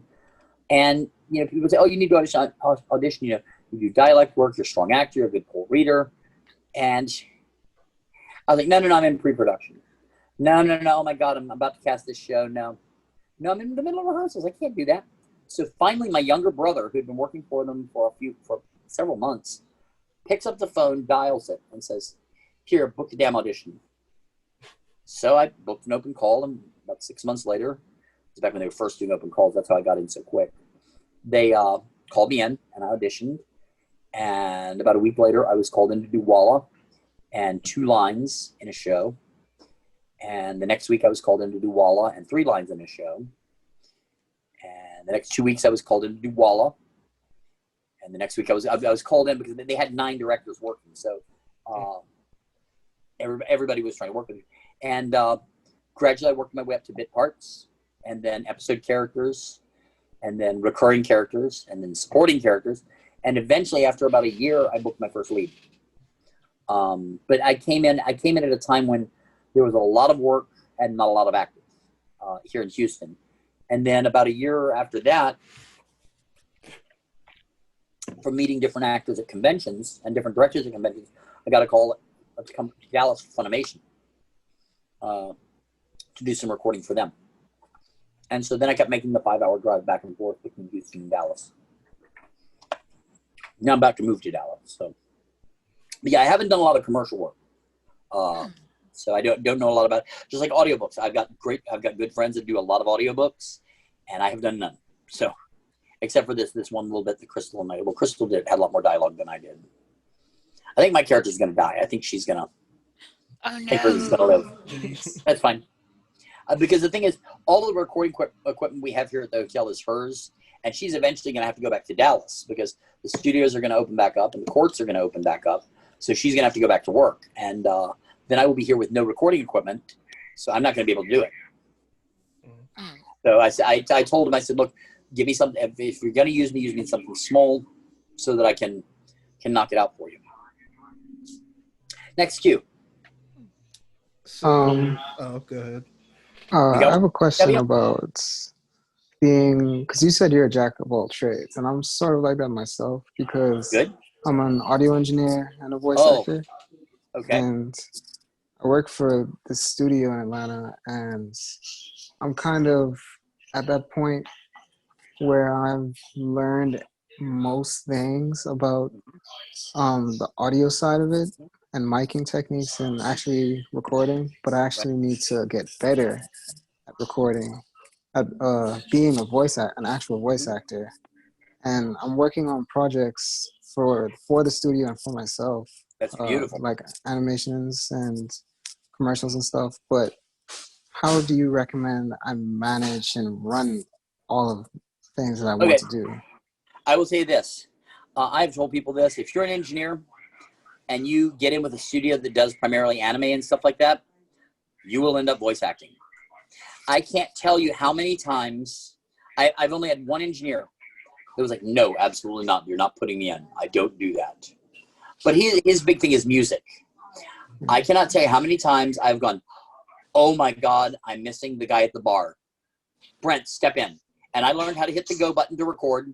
And Brent or John or Cesar or Aiden or Eric would step into the booth and I'd hit the go button and they'd record dialogue. And sometimes there have been a couple of times that I used an engineer for multiple lines. I brought them in as characters.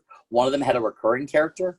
So I always tell people, I said, if you really want to break into the industry, be an engineer, and then you will start working.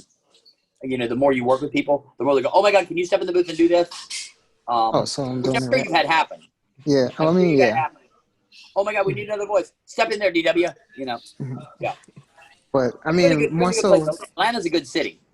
yeah, Atlanta's a good city for work. So but more so managing all, like, how do you go about managing everything that you have going on? that's a good question. I tend to micro focus when I am. Well, because there was a point when I was holding down working on 7 different theater shows at the same time, and the trick to that is, and like let's say with animation, I will have a show that is recording and a show that I'm prepping, usually getting ready to go and trying to cast it and everything else. Here's the thing: when you are, and this is hard to do, and you've just got to kind of train yourself to. When you are working on the show, let's say show A is the show you're working on currently. Show B is the one that you got coming up. When you are working on A, that's all that exists. Show B doesn't exist at all. It's not there. Screw it. But when you go home from working on A and you start to work on B, A doesn't exist. Any problem you've had in rehearsal or recording, anything you need to do over, anything you need to rewrite, unless you've set aside time to rewrite it during your off time, then during that off time, which is usually my prep time, then I'm working on B. And that's all I think about. A doesn't exist while you're working on B. B doesn't exist while you're working on A. My friend I've had friends call it compartmentalizing. I've had friends call it micro-focusing. That's just that's the way I've found to keep you sane. Okay. And when you're holding down multiple shows, there were times when I was directing an anime, prepping 2 animes, and directing a piece for theater. And it's the same trick. When you're working on one, the others don't exist. That makes any sense at all? It does. I Good. just have ADHD. It's hard. It's not easy. It's not. Thank you, though. Not a problem. You just kind of have to train yourself to do it. It literally is a matter of being obstinate. So, and I'm very obstinate. My girlfriend will agree with that, I'm sure. Any more questions? So stage combat. Have you directed anything for like I guess stage combat for like motion capture or anything like that? No, I've not done any mocap. I've wanted to. In fact, that was one thing that really made me mad. ADV were using actors to go over and do mocap work for some. thing they were working on that they were going to do voices for. Yeah. And they took several of the actors over to do mocap for it. And I was not allowed to audition because the person in charge of it didn't like me. Was a director or producer there that didn't like me at all because he didn't like the fact that I was an actor who'd become a director. He did not know my background, and so he never liked me. He was a prick anyway, so it didn't matter. But here's the thing. My background is in stage combat, physical comedy, mime, tumbling, and stage movement. And yet they wouldn't even let me audition. Yeah, it doesn't make sense at all. So, you know, I've not done any mocap. I've got good friends who do a lot of mocap. I've got a friend that's a fight director, voice actor who does a ton of mocap. So it's a lot of fun from what I understand, but I've just never done it. Gotcha. Yeah, because that was something that I wanted to get into as well. I want to try to do it all, but you know, a lot of mocap being done in I think Atlanta and LA for a lot of and Vancouver. Just a lot going on in general in Vancouver, but there's a lot of new stuff going on in Atlanta, which is very exciting. In fact, I've got a friend, a voice actress that moved there not long ago. Oh, okay. Moved from Texas to there. So. Yeah, that was actually something I was going to ask about. This is more of a general thing. Seeing as like we're in this situation right now, you know, everything is remote for the most part. I know Texas is big on anime and stuff like that. I know you'd normally have to. There are about 3 or 4 studios in Texas. Oh, I didn't know there. Oh, okay. That was more than I thought. Yeah, there's Sentai Filmworks, Funimation, Okrotron 5000, Sound Cadence, and what else? It's Brian Massey's new studio. There's Starman Studio. I don't think they've gotten projects yet, though. Yeah, they've had Brahmadeus. It's not anime, but it's. Was that Starman or was that? I think that was Massey's? I think that was Brian Massey's new one. Oh, that's Iolite. Iolite. What is the other one? Marissa's or? Marissa's. No, the what's her name? I can't remember. But they're about 5 or 6 or more. That's not an actual studio. That's just their LLC. They use their living room. Okay. That's not a studio. That's someone's LLC. They use their living room, so I'm not going to count that. Oh, it's funny you mentioned that because I'm starting to like learn that there's like I knew there was like a bunch of studios in Atlanta, but like actually starting to learn like where Atlanta's doing a lot of prelay. They do a lot of Cartoon Network stuff and things like that. It's not as much anime going on there. The anime is really going on in Texas and LA and a little bit in Vancouver. Yeah. So I was just curious about the situation between that and like right now, like if that's. I mean, no one knows if that would become a thing if more people would do things like, I don't know, remote or just. There's a lot going on remote. There are a lot of studios that are opening back up. They're trying to do it safely. I know Funimation has a lot of their studios are open. They've just got the engineers in there, and both the directors and the actors are working remotely. And then the Sentai never went remote. They've just been making people come in during quarantine and stuff, which I think is very irresponsible. What? Yeah, they've packed theaters for events, and I just don't think it's safe. Very, very irresponsible. But yeah, the studios in Dallas I know are doing what they can. I've got a friend's studio here that if I need to do any Dragon Ball stuff, because he did all the stuff while I was sick. We did all of Broly there. We did all of Super there. He's got his own home studio. It's just he and his wife and his cat. So I know that it's clean. I know they're safe.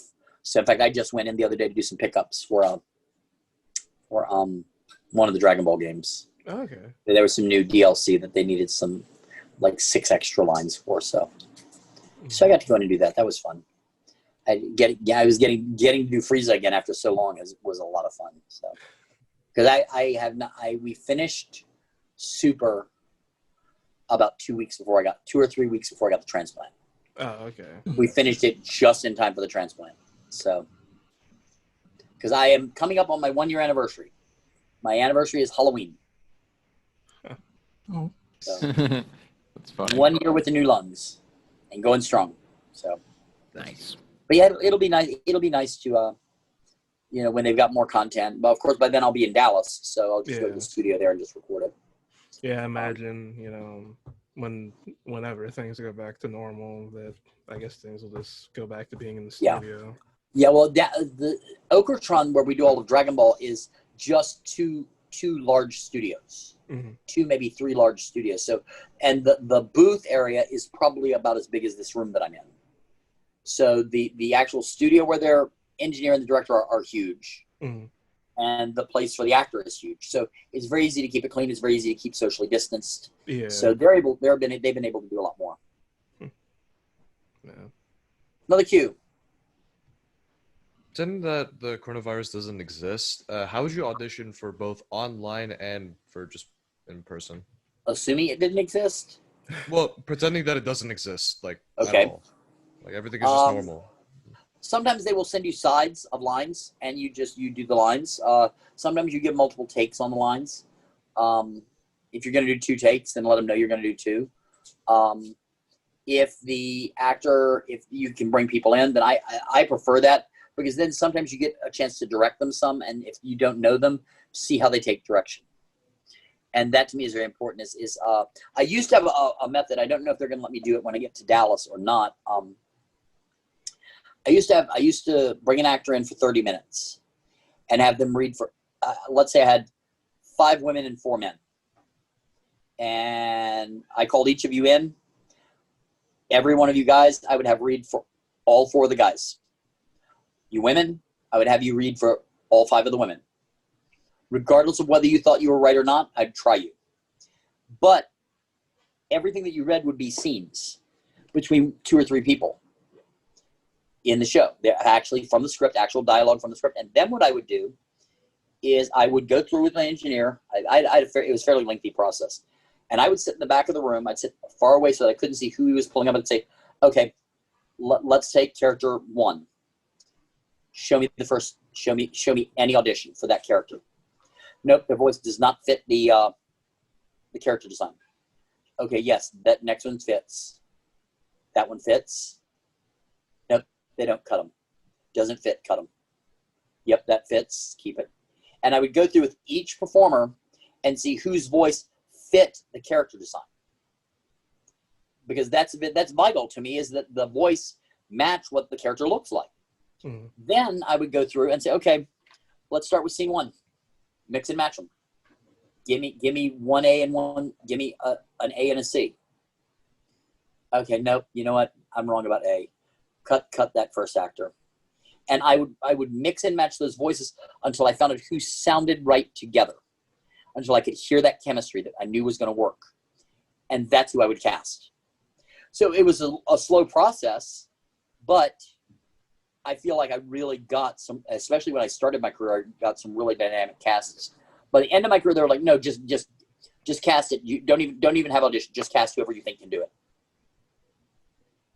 And that's very frustrating as an actor, because as a director, because I found a lot of people that you would never have thought of for certain roles, and they nailed it and knocked it out of the park. And you were like, wow, I didn't know they could do that. The new method they had me do kind of limited my ability to surprise people with the casting. So, which kind of sucks, but it's neither here nor there. I'm not working with that studio anymore, so screw them. Nice. Next question. So I'm in theater also. Good. And I was wondering, like, theater is a cutthroat business, and I'm assuming voice acting is the same way. More so. Is there any roles that you, like a dream role, a role you wish you could play, or a play you wish you could work on? Well, there's a lot. Right now, I'm not going to say anything in terms of theater until I physically get better. Theater I've always wanted to do, although my 3 for theater are Cyrano de Bergerac in the Anthony Burgess translation, Richard III in Richard III, and probably the long shot is Iago in Othello. I feel like Iago has that, hey guys, wait for me quality. You know, he's always overlooked, and I'm short. But you have to remember Iago is also a very hardened field general who's been through war. And do I really look like a guy who's been through war? Got those awesome scars. Yeah, I do have this awesome scar across my chest from the lung transplant, but I don't just have an open vest and the scar showing maybe. But in terms of anime, there's not anything that I can think of because, and people say, well, if you could replace somebody in a show, who would it be? No one, because I love when I see a lot of shows, I'm like, wow, they were really, even shows that I auditioned for and somebody else got the role, I'm like, wow, they were really good. They made completely different choices, and I really like that. I will say there's a show that I wish I'd been a part of, and that's Samurai 7. That is such an amazing show and such a beautiful show. And I was able to work with it was the same director who did Speedcrafter. And I love working with him. And I got to do a lot of fun stuff with him. But Sam 7 is based on the Seventh Samurai, which is what the Magnificent Seven is based on. It's got such a great history. It's funny. I had always said there were 3 shows I didn't want to be a part of because the fan base could get a little extreme at times, and that was Dragon Ball and Full Metal Alchemist and Hitalia. And obviously I am Freiza in Dragon Ball, and I am Lieutenant General Raven in Full Metal Alchemist Brotherhood, and I am the Kappa and Adult Scotland in Hitalia. Oh, and the third was what's this? Oran High School Host Club, and I literally, I am a father. I'm literally a one-line character. I think Renge's father, who just screams her name. Renge! You just hear it off screen. And the only reason I did that is because the day they were recording that, the director was like, "Oh my God, we don't have any guys, and I don't have this recorded, and it's got to go out today." And she ran from studio to studio to see if there was a guy there, and I happened to be recording a show. And she said, "Oh my God, you're a guy." I said, "Last time I checked, can you come in and greet Renge for me?" Renge? She said, "Yeah, sure." So whatever. Renge! Okay, thank you. Like, okay, by the way, what show is this? She said, "It's Oran High School Host Club." I was like, okay. I at that point, I didn't even know what that was, but that happens to me a lot. I was recording One Piece, and this tall, skinny guy that I think I had met once, with his wild black hair and full beard, comes running in and points at me and says, "You're the dialect guy from Houston." I said, "Well, I'm from Houston and I do dialects, but I do not consider myself the dialect guy." He said, "How is your Indian?" I said, "India or Native American?" He said, "India." I said, "Oxford educated or Brahmin?" He goes, "Okay, the fact that you realize there's a difference tells me you're probably the actor I need." And he looked at my director and said, "Can you please come audition for me?" And they're like, "Yeah." So I went in, and they had originally, for the show Black Butler, cast an actor who said, "Oh, I can do Indian." And he came in and wanted to do Apu from The Simpsons. Oh, no. Which, if you know Black Butler, that's not it at all. That's not the character at all. And the thing was, they could not find any male Indian actors. They had a female to play the girl that I'm pining over and in love with. And so they got myself and Patrick Seitz, who also does dialect work. And I do Oxford educated, which is a very light, almost British, very similar to, if you ever watched Heroes, Mohinder from Heroes, it's very similar to that. And then Patrick does Brahmin, which is the much more traditional, what you would hear in India, a lot of Indian films. And the actress came in and she wanted to know where we had found 2 Indian actors that could act. And she said, "I know a couple of Indian actors, but who claim to be actors, but they're horrible. They're dreadful." And she said, "Where did you find these?"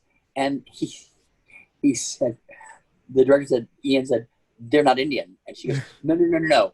The boy is from such and such province. She knew right where the dialect was from, which I didn't. And he goes, no, that's Chris Ayres and Patrick Sykes. And she goes, wait, the tall blonde guy with the bushy hair and the long beard? So, yeah, she goes, and the little guy with the great big cup? And yeah, and he goes, that's them? No. And he's, yeah, that's them. So, but it was nice because we had later in the series, we had a prayer that had to be done in Indian. It had to be done regardless of the flaps. It had to be done a certain way.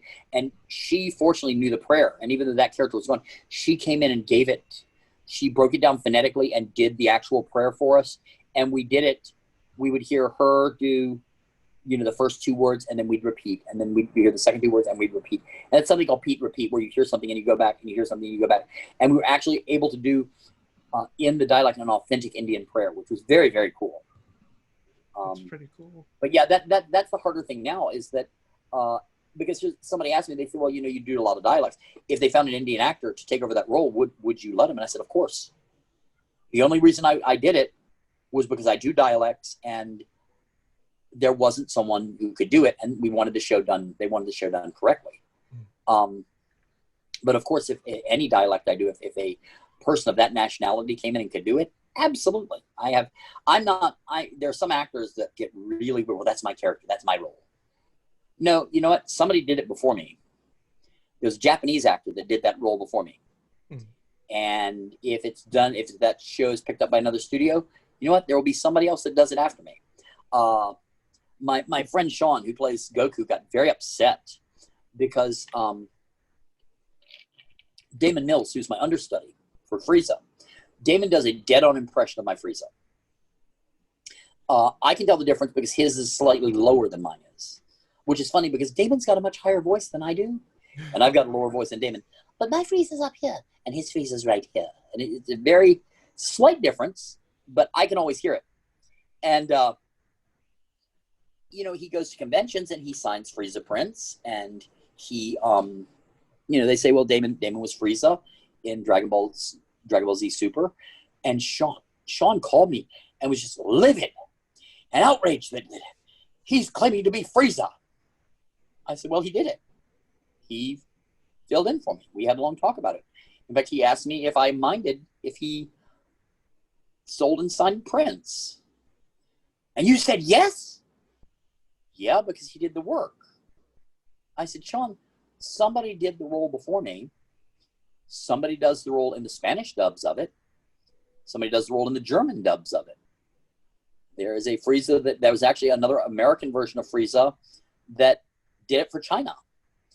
There were 4 Freezas prior to my friend Linda playing it. So how can I say that's mine? I can't be that egotistical. And in fact, we had a print done because we've got Atticus, and Damon loves his Starbucks. He loves that Starbucks coffee. We did a print of, there are 2 Freezas, and then there's Freiza in a leather jacket holding a Starbucks, and a Freiza in holding cuddling a Sphinx cat. And there's enough room for both of us to sign it.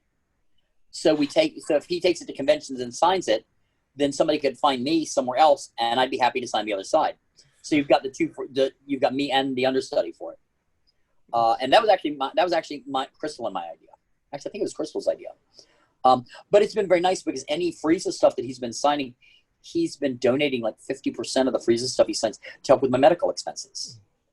So yeah, why am I going to be ugly to him? He's also a really good friend of mine in Crystals. He's a good guy. If you ever get a chance to meet Damon, he's a prince. Really good guy. Next question.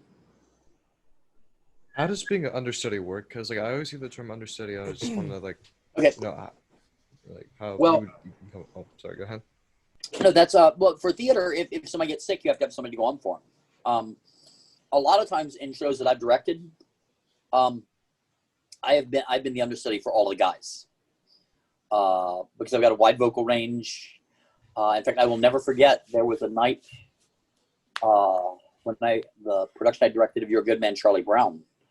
Our Linus was in a car accident on the way to the theater. was not going to be there that night. And I turned to the assistant director and I said, walk across the street to the grocery store, grab me a thing of shaving cream, because I had a full beard. I said, grab me a thing of shaving cream and a bag of razors. And I went into the bathroom of the theater with nothing to trim it down and literally shaved my entire beard off. Because, and then we had I had a costume. The actor and I were the same size. So I was able to wear his costume. 2 days later, our Snoopy got really sick and couldn't come and do the show. So I was like, okay, so I'm on for 2 nights of Snoopy. But so that's understudying for theater, but it's not often you have it with anime or with voice work. A lot of times you're just replaced. But they knew that I was sick, and they knew that I was going to get the lung transplant and be better. So they didn't want to cut me from Dragon Ball. So they had auditions. I mean, they reached out nationally to find somebody that could sound like me. And fortunately, there was somebody right there who did. And so they told Damon, they said, okay, look, Chris is going to start recording, and you are going to start recording at the same time. You are going to get ahead of him because of his breathing, he has to go super slow. So when it launches on television, you're going to be Freiza. But once he gets up to that point that he is safely past where we need to be, we will switch over to Chris, and then retroactively for the television series, we will replace all of your lines with his. And for the DVDs, it'll all be Chris. And he's like, okay, fine. He said, I love Chris's work in it. I would rather it stay Chris. And so if you've watched Dragon Ball Super, when it first came out on Toonami or wherever, it was actually Damon playing Frieza. Up until the arc where in the Tournament of Power, Frieza and Frost meet, that was when I came in, which was very cool because Frost was played by my brother Greg. So that was really cool that I got to betray and kill him in the show.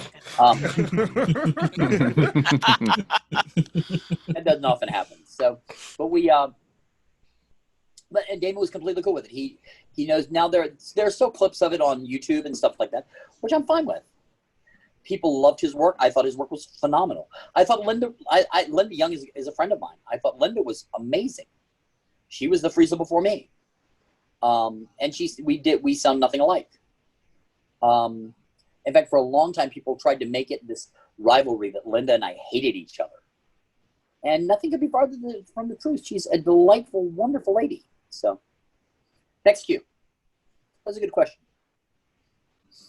I also got another question about booth etiquette per se. I don't know if you went over it a little bit, but I just want to know what you should do, what you shouldn't do, or because I know you can't touch the equipment. I know that's obvious. Yeah, don't touch the equipment. Let the engineer do that. Yeah. Unless the engineer asks you to do something, do it. But other than that, do not touch the equipment. I will say a big mistake that people make.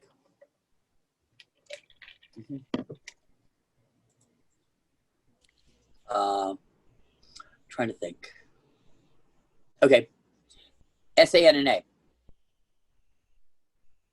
How is that pronounced? Anime fans. SANNA, the name. SANNA. Yeah. Sana.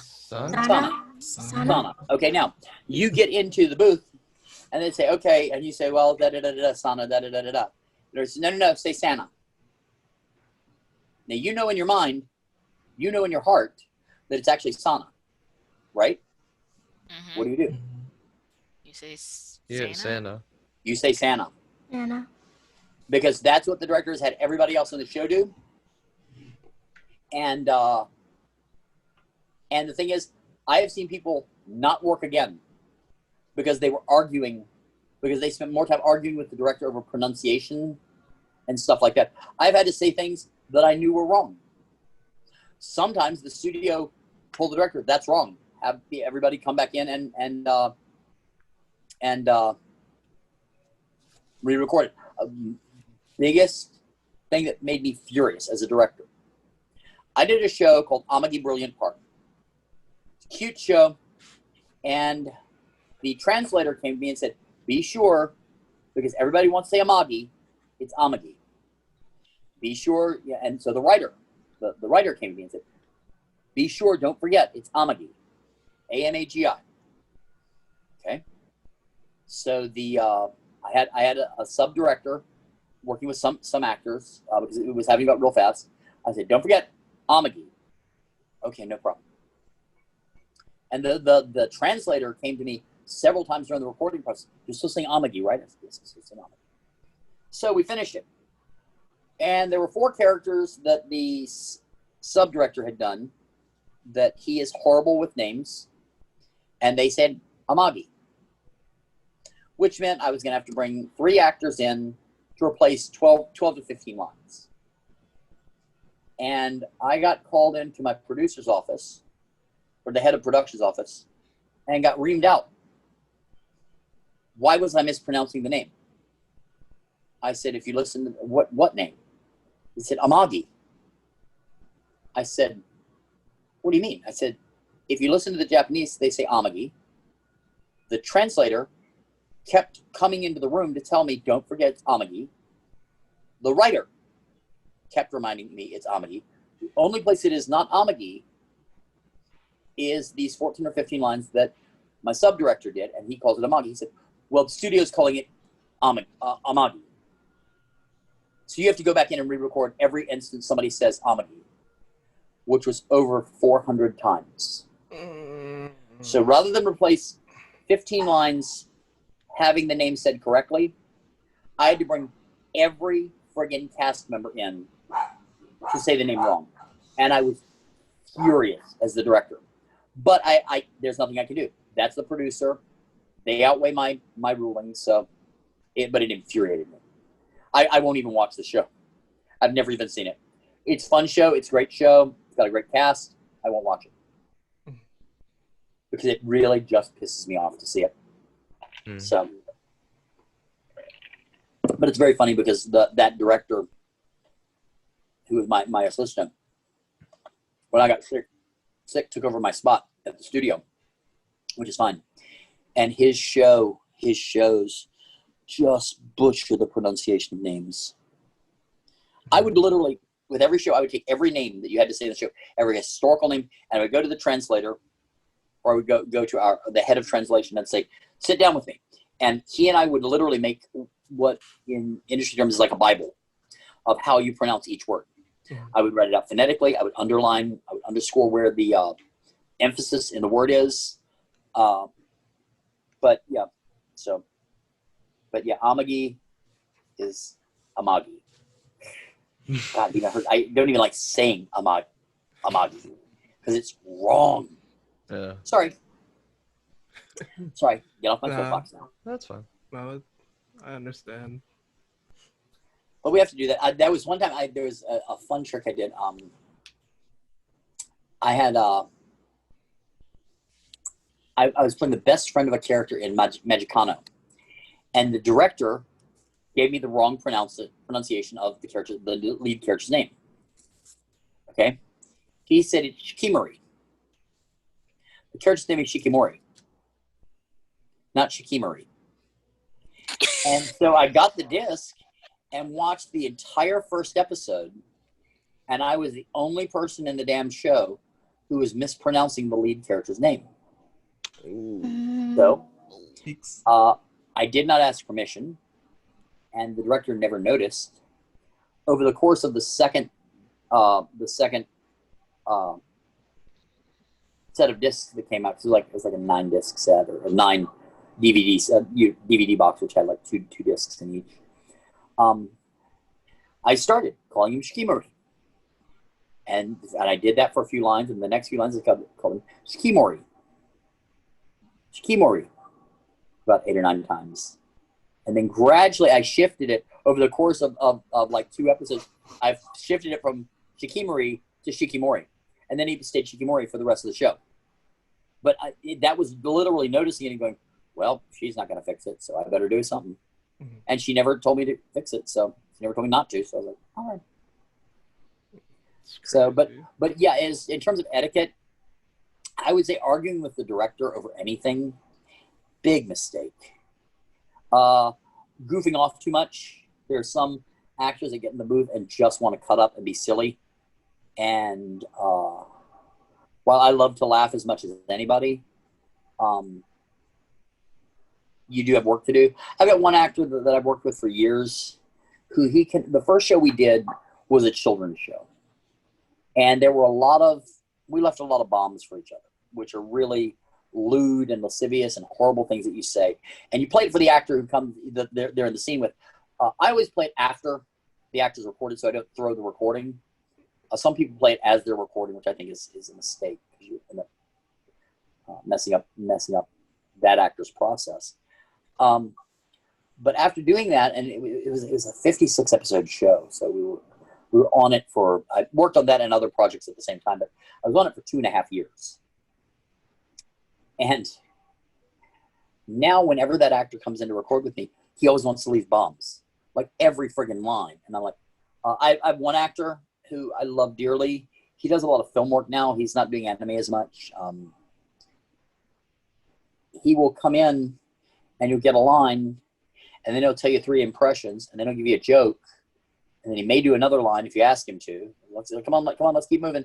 Okay, yeah, do a line or 2, and then he gets 3 more impressions, and about 5 or 6 more jokes, and it's just like, really? You're gonna do this? One thing that I've always done is I will always, for a long time, I would play with my voice while they're syncing. And I don't mind if an actor does that, because sometimes you can find some directors say, please don't do that. And if they say don't, then stop. But that way I get a chance to hear, I'm like, okay, I'm working on this kind of sound coming out of my throat. Let me hear what that sounds like. And so I will sometimes play with stuff, even using the lines that are in front of me, as kind of previewing the next line ahead.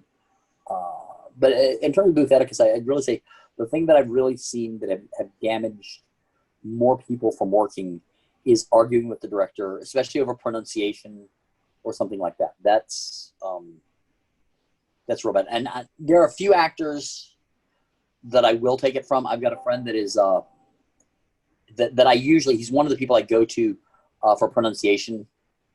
He's one of the people that he's one of my go-to people. He's a very close friend of mine. If he comes in and he says, well, actually it's this way. I'm like, really? He's like, yeah, listen to the Japanese. I'll go back and listen and go, oh God, you're right. Okay, I'm glad and I usually record him early so that I make sure that names are said correctly. But he's one of the few, just because I know his knowledge of, he's not only fluent in Japanese, he's fluent in the history, he's fluent in the culture. So he, in fact, he's the one who I went to and I said, cake? What does that mean? And he said, what's the context? And I sent him the link from the studio to the video. And said, oh, well, that's an old, and he explained to me the pun. And I was like, thank you. Don't know what I would have done without that. I'm not sure how I'm going to fix it. He's like, we'll come up with something. So he's a real nice, very gentle guy. I used to use him a lot. Hopefully I will get to in the future. Another cue. So, you go ahead. Okay. So it's not something I necessarily thought about, but until now. So what exactly is the producer's job that they have that much power over? It depends. That was the head of production. Uh-huh. They've got power over everybody. But for a while, I had two producers that were great. I learned a lot from them. One was my mentor producer when I first started directing. Mm-hmm. They had 2 people at the studio who were producing, and they were to oversee different productions. And if there was a hole, they would step in and direct the show. But they were in charge of quality. And like Scott would come in every morning before I got there, because he got there at like 6 in the morning, and would watch what I had done the day before. And would leave notes on the desk, said, hey, this line isn't working real well. You need to clean this up. You need to, And he and I argued. He and I would debate and argue about casting and stuff like that. He and I got into knockdown dragouts about casting sometimes. He was a very hands-on producer. He was constantly coming, is there anything I can do? How's that working? How's this new actor working? If I was having trouble finding an actor, he would help you. Then I got Jen. And Jen, I loved working with as a director. He's a neat guy. Jen was the most hands-off producer I've ever met.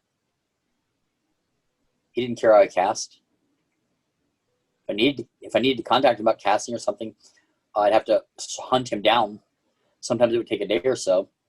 I was heavy into my prep for the show, and I was 2 weeks out from starting to record, which meant I needed to have my scripts and my budget and everything done. And I finally got in touch with him after 2 days and said, Jen, I don't have scripts. You don't? Okay. I'll try to get them for you. And within 3 days, he'd gotten the script. I had the scripts, and so I had him a little over a week early. But you know, I'd been so used to Scott, who had really helped train me as a director and stuff, and he was very hands-on, did everything. And then I got Jen, who did nothing. Some directors will come in and spot your work and say, hey, I'd like this fixed, I'd like this changed. Some will watch the whole show and then give you notes on things you need to fix and change. Mm-hmm.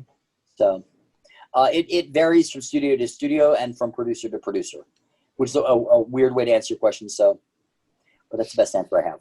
No, that's okay. I'm gonna eat a pretzel while we're talking. So all of a sudden, I'm hungry. We've got Cornish game hens soon, but not for a while. Anyway, go ahead. Execute. All right. So, I don't know if you get this question a lot, right? But how do you deal with this question? How much money do you make? You know, because I keep on telling some of my friends, like, hey, I do voice acting, and one of the things they tell me is, how much money do you make? And I'm like, none. I'm broke. Yeah. You don't make a lot of money as a voice actor, especially for anime. You make anywhere from $50 to $75 an hour. One professional anime company. For independent gigs, you can make anywhere from like 100 to nothing or more. It varies. It's hard to make a living as a voice actor for anime. Most of the people that are making a living are doing voice acting for anime, audiobooks, commercials, e-learning, telephone answering machines. If you're looking for such and such party, dial their extension now. A lot of people do that. But in LA, like I'll tell you, video game money is better. In LA, it's like $200 an hour, 2 to 4 hour minimum. So you make a lot of money doing that. For anime, it's actually anywhere from $35 to $75 an hour, depending on your skill level, your experience level, stuff like that. The other thing is there are no residuals for anything. If I made money for every time Dragon Ball has aired on Toonami or Cartoon Network or the bazillion other places it's run in English, I'd have a lot of money. I don't. Same as a director. You make, if you're working for the studio, you make flat salary. You're a salaried worker. You're just like anything. You're 5 or 6 days a week, working 9 to 5 or 5 to 10. It's just, or sometimes 5 to midnight. It just varies. There's not a lot of money. You've got to save. Also, most of what you do, unless you're staff for a studio like the directors and writers, they take taxes out. If you're a voice actor, you're a contractor. You have all the rights of somebody who's a contract worker anywhere. In Texas, it's a right to work state, so you can be fired or terminated with no notice. They don't have to even give you a reason. It's not easy. You also have to take, like I said, you have to take your own taxes out. I always made sure when I was voice acting, to take 10% of her.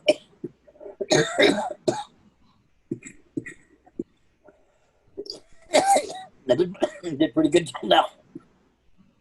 I take 10% out of every check and put it in a separate savings account. That way, at the end of the year when Taxman came, I had the money to do it. You have to, it's really like running your own independent business. Hope that made sense. Yeah, that makes a lot of sense, actually. Okay. Mm-hmm. Next question. How would you really practice cold reads in improv by yourself? In case if you had to. It's hard to do improv by yourself. But cold reads, what I said earlier, read for 10 minutes a night. It'll help you stage cold reads, and here's the thing. Don't just read the lines like this. Don't just read it live in here. Interpret it like you would for stage. Get used to what you see on the page coming out of your mouth the way you want. It just takes practice.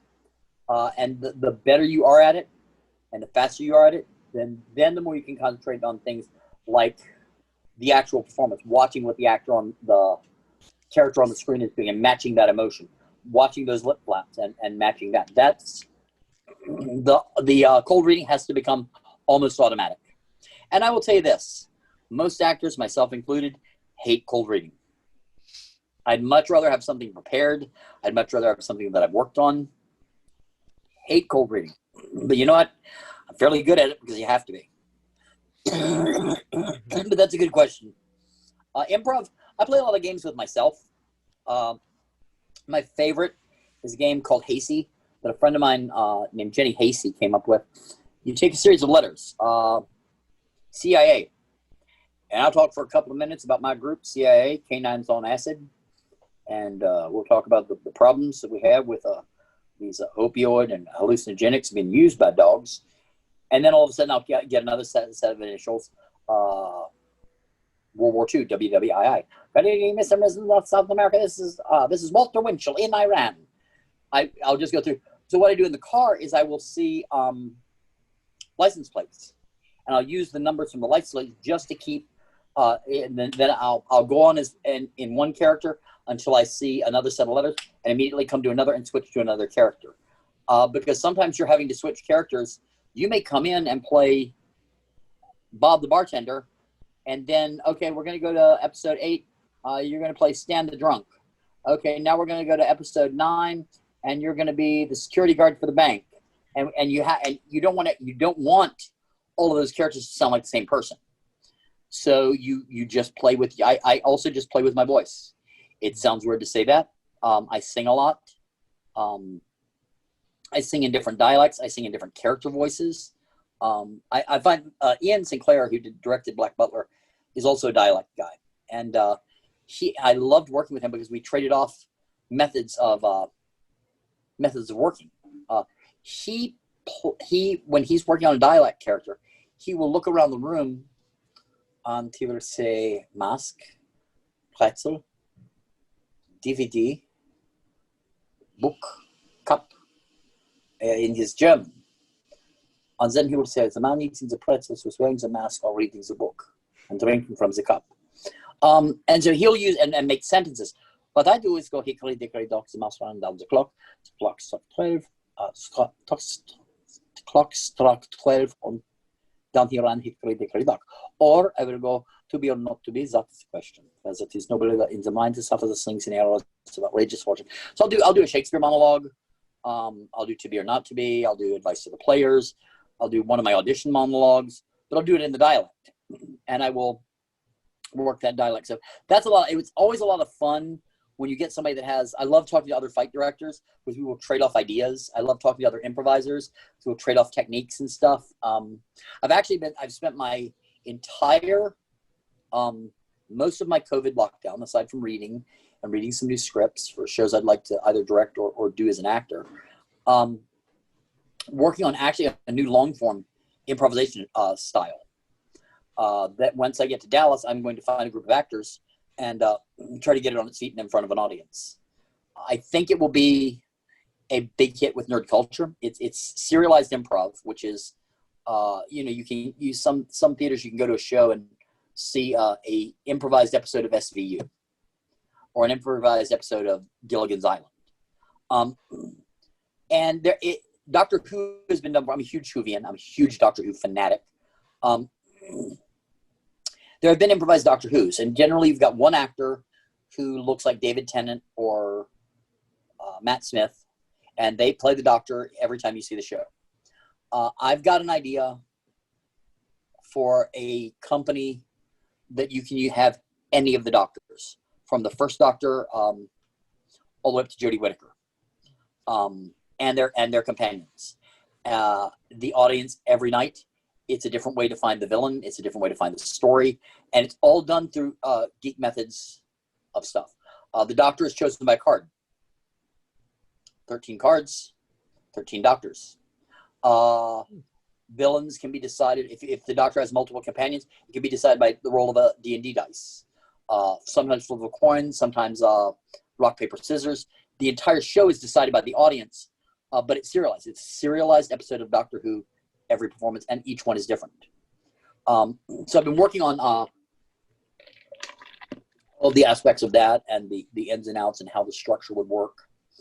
Now that I've got that almost finished, I got to find something new to do to eat my time up. Any more questions?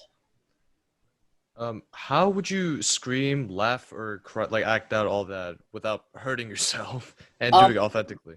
Okay, that's hard. Everybody I know has a different technique. I'm a singer,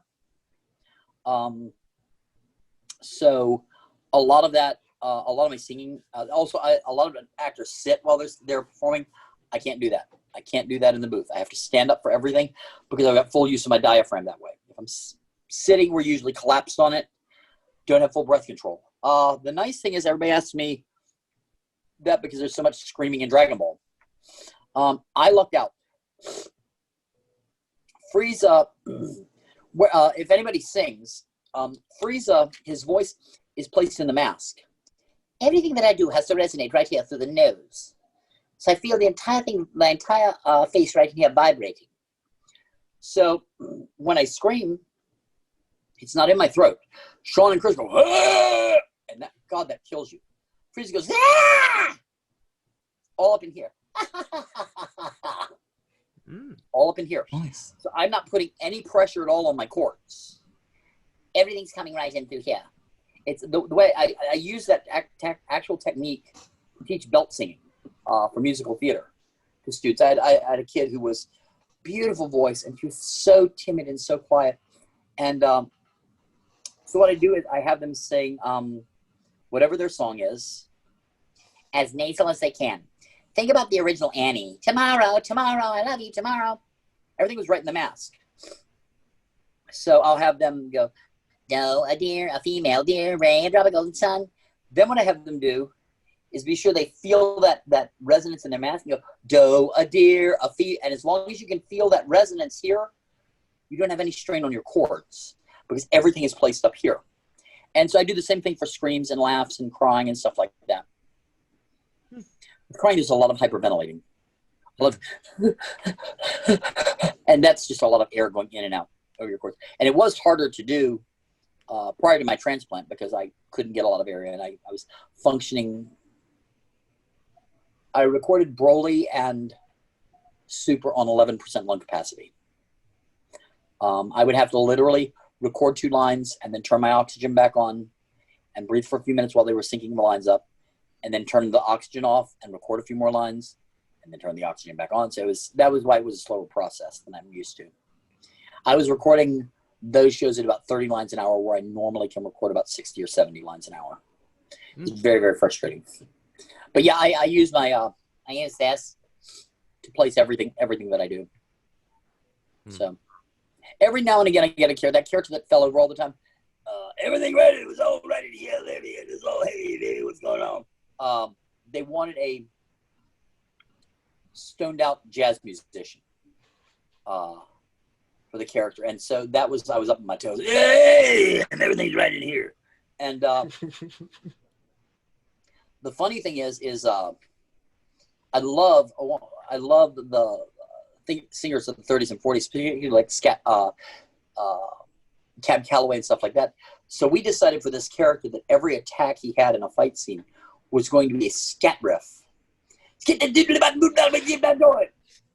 Well, we did not realize that at the end of the show, a war broke out. And I was doing like 4 minutes of just straight jazz scat. And it was like, I was like losing my mind trying to come up with something that sounded new. So it was a lot of fun. Sounds fun. The director would go, okay, scat attack. Okay. But it's nice. It's funny when I first started working, because my brother plays a lot of kids. In fact, Jen was the first one. He goes, okay, I need you to play this 10-year-old kid. I said, Jen, no. He said, what do you mean, no? I said, you're thinking of my brother. I said, I'm Greg's brother. Greg's voice goes straight up. Mine, however, goes straight down. And he goes, oh, you're a villain. And so I tell people I play a lot of the villains and assholes, which is fine because that was something I was going to get to earlier. Those of you that want to do anime, what's the kind of role you really want to do? character that type of character, archetype of character you really want to do? Pretty much my opposites, so assholes and villains. Okay. Yeah, Anybody those else? are dope. I always What? thought of being like an I like the asshole. eccentric characters. Eccentric. Okay. Here's the thing. Most people. What about the leads? What about the male and female leads, the heroes and heroines? Playing a lead would be cool too, though. I almost want to do the leads. Here's the thing. I've done a couple of leads. I hate it. The leads really are the most boring character in the show. I would rather have a character that I found as an actor incredibly interesting, even if he's only on for 2 scenes.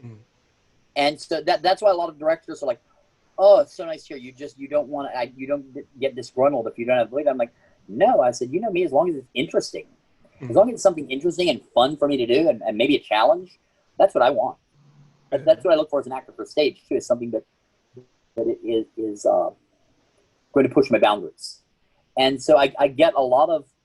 For a long time, I was characters that would come in for maybe an episode. I do a lot of episode characters, and I'm fine with that as long as they're interesting. Don't give me the boring guy. Don't give me And it's also fun because I get called in for a lot of dialect work. I will say the hardest thing I ever did that way was I did this show called Tears to Tiara, and what they wanted was almost Gaelic, which this isn't really Gaelic. It's a cross between Irish and Scots, but that's what they wanted. That's where they wanted the voice to sit. So everything I did was right in here, and then late in the show you find out that this character is in a past life was an English noble king, and so they wanted everything right in here. Well, I'd spent 6 hours talking like this, and then all of a sudden, we switched to King Quill, and I went to do the line. I'm like, sorry, so Scots. I'll go to do the line. Oh, damn it! It took me 15 minutes to knock that one dialect out because I'd been doing it for 3 days, 8 hours a day. And we were going to do this king. It was only like 15 lines. That was the last thing we were going to record for the whole series. I'd spent days in this dialect. And all of a sudden, okay, now switch. Really? It took about 15 to 20 minutes to get the one dialect out and get the other in. But that's when you do dialects, that's frustrating as hell. Like, you should just be able to nail. I went in one time for an Indian character on something, and everything I did came out Scottish. Everything I did came out like a pirate. I one time went in to do a pirate, and everything came out Jamaican, and so I was like, really, people? I know I can do it, but it was just couldn't hit it then. So I don't know. It's very odd the way your brain and mouth work sometimes. Any more questions? How do you find your own voice when you start off doing voiceover work? Very rarely use my own voice. This is my own voice. This is what I sound like. I very rarely do characters that sound like me. Because I'm primarily a character actor. Johnny Young Bosch sounds like Johnny Young Bosch in everything he does. Johnny Young Bosch's voice is his moneymaker. I'm a character actor. I'm a dialect guy. So they call me in for very weird, strange things. For me, it's always about the character design. As a director and as an actor, I want to see what they look like. I don't care what the Japanese sounded like, because there are a lot of times that the Japanese does not sound like that character design. Yeah. You get a giant man that all of a sudden sounds like this. No. That's for comedic effect.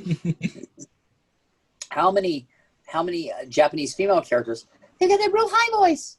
Even if the character is a monstrous fighter, and so I'm like, that it doesn't match the body. So I want to see what the character looks like. I want to see, what their range of emotion is, and the director and I will work from there to establish what the voice is going to be. The hard thing is, we used to record. Now, you tend to record whole series at a time, or we used to. Now we're doing simuldubs, which is a little harder. But when you would record, 2-3 episodes 1 month, and then you come back a month and a half later and start to record the next 3 episodes, that's a lot of time to forget the voice. So one of the things I do is I always have my engineer save a clip of each actor's voice. in that role, so that when we come back, I will play their voice for them, and then I will have them keep repeating the line with them or say the line after that until it sounds the same to my ear, and then we'll start recording to make sure that the actor is in the same voice as we stopped. Yeah, that makes Anything sense. else? One last question, because Okay. me and Vienna right now, we're actually in a voiceover class with Sweet. with CJ Crit at what is it called again? It's a theater in Texas, actually. Okay. I can't think of the theater right now. Okay. But yeah, we're doing. They're having it virtual, so I said why not? Okay, great. Yeah. I'm about to do a virtual class this week. Oh, with really? Brian Massey. Stage West Theater. Oh yeah, Stage West Okay. Theater. Yeah. Okay. Yeah, I'm about to do one this week. Brian Massey's been advertising it on Twitter. If we get enough students, it's only $50 for 4 classes. Oh wait. So how many students are you guys taking? I don't know. Oh, okay. But I know it's this week. It's like 13th, 14th, 20th, and 21st, or something like that. Okay. But it's Brian's a great teacher, and I'm basically because I've never done one of these virtual voice acting classes. Gotcha. I'm mainly coming in as a monologue coach, which is one thing I used to do all the time for people's auditions. I'm a damn good monologue coach. It's very interesting. My style. It's going to be interesting to see how my style works once I get up to Funimation, because I've got a very different style of performance that I'm looking for in actors. Yeah. That a lot of time is groomed out of actors who are voice acting. I'm not looking for that real over the top anime read. Yeah. I'm looking for an actor. Mm-hmm. And I'm looking for I always describe voice acting for anime like this. Imagine doing Shakespeare in a black box. You've got to have these heightened emotions, but it can't be so heightened that it reads false to an audience. And so that's the tightrope you're going to walk, is that as a director, I want it heightened, but I don't want it so heightened that everything sounds like this. We've all seen that anime where everybody in the show sounds like this. I don't want that. I want somebody who's going to sound like this. I'm going to the store. I'm going to the store. That's what I want. I don't want, and I'm also that way as a stage director. I like very, even though I direct musical theater and Shakespeare primarily, I want that heightened emotion, but I don't want it so heightened that it's going to seem false or phony to a viewer. Yeah. So that makes sense. But so it's going to be interesting because a lot of voice actors. I mean, when I was working in Houston, I'd have to beat it out of some of them. Like, nope, do it again. Nope, less. Give me less, please. Dear God, give me less. But I'd rather ask an actor for less than more. Then yeah. I keep having to pull something out of them.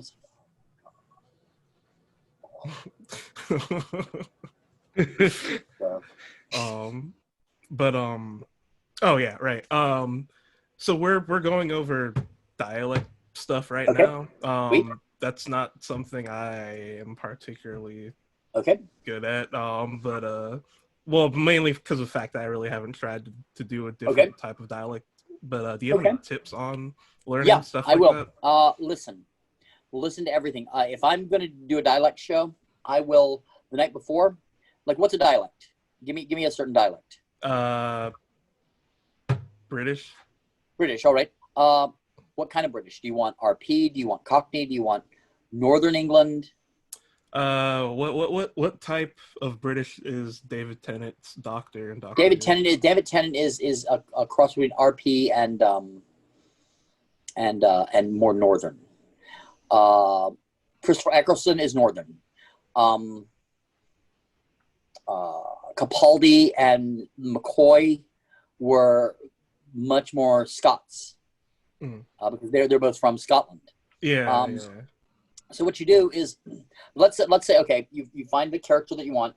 Let's say David Tennant. Okay. Mm-hmm. Let's say you're going to use him as your basis.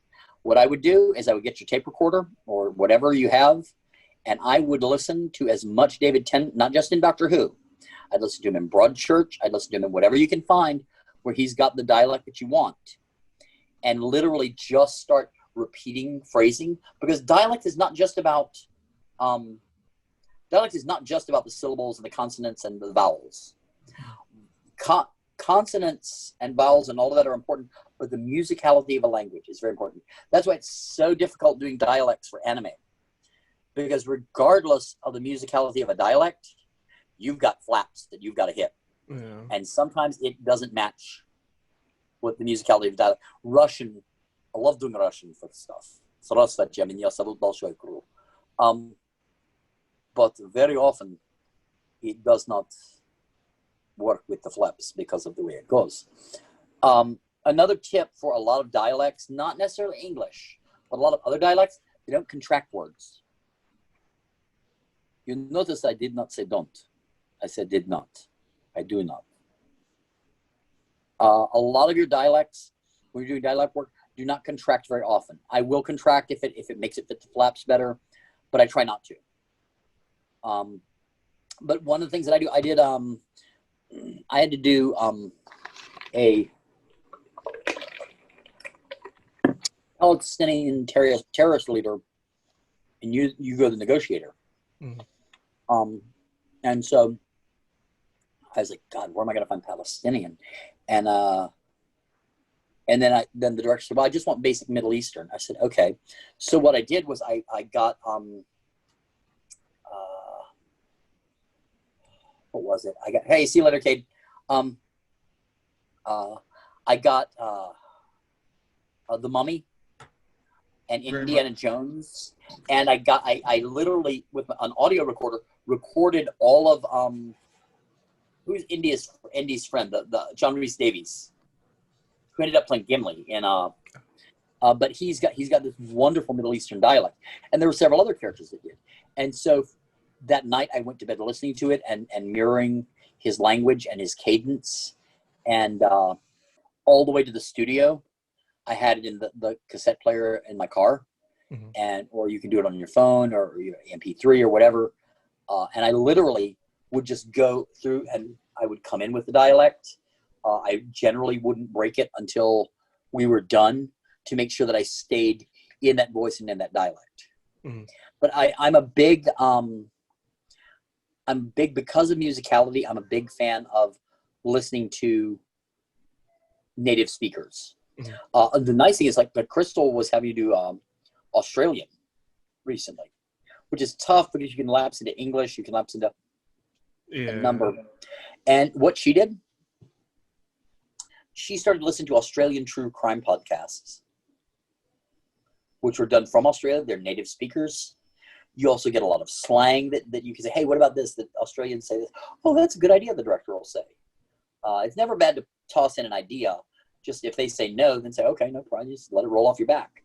Mm-hmm. But she started listening to podcasts from those countries. And then you hear native speakers speaking English talking. And that's a good way to do it. And there are podcasts in English from almost every country in the world. So those are my tips. I also say, while you're working on it, you can do Ian's method of naming things in the room and then putting them together in a sentence. You can use my method of doing classic monologues, your audition monologues, or nursery rhymes to work on your cadence and your pronunciation. There you can work on your diphthongs, your vowels, all of it. Does that help? No, it does. Yeah, it does. Thank you. Okay, how to get myself on the screen. I'm fading off and on. Anyway, so anything else? How far would you say you need to be from the microphone? Because I know there's like some techniques you could do to like distance yourself. But... It varies. If I'm loud, I'm going to lean back. If I'm very quiet, I'm going to lean forward. The trick is, and the audio engineer will adjust the gain. Some don't want you to move at all. If I know I'm going to scream, because I got a loud scream. I got a good set of lungs, especially now. I'm going to be sure that I almost take a full step backwards. If I'm going to be screaming something at somebody, I'm not going to blow out their mic. I'm not going to blow out their amp. I want them to have an easier time doing, adjusting what I'm doing to the levels they need. But you also can't peak, so I'm real bad about it. Another real cool tip is a lot of people, especially if you're theater trained, have a problem with plosives, long S's, because we're taught to be able to hear what we're saying. So we really hit that S in words. T's, P's, D's, K's will pop in the microphone and make an engineer go crazy. And there are things they can do to lessen that, but there's something you can do to lessen it. One of your biggest tools in the booth. Oops, you can't see it. How can you see it? Right here. Can you see what that is? Oh, the pen. Oh, Pen. the pen trick. Plosives. Oh. T, P, D. What it does is it splits it so that it does not go straight into the microphone. So you don't get that sound in the mic. Split the plosives, just like that. Go ahead and do all the acting you want, but right in there. So that's another fun tip that I learned from somebody. Another fun one if you want to laugh. Somebody was asking about laughing earlier. I learned a great trick that I use with actors now. Now, Freiza, I don't use it with Freiza because Freiza gives those huge boisterous laughs. So you got to have a full set of air for the lungs. See you later, John. A great tip that you can do is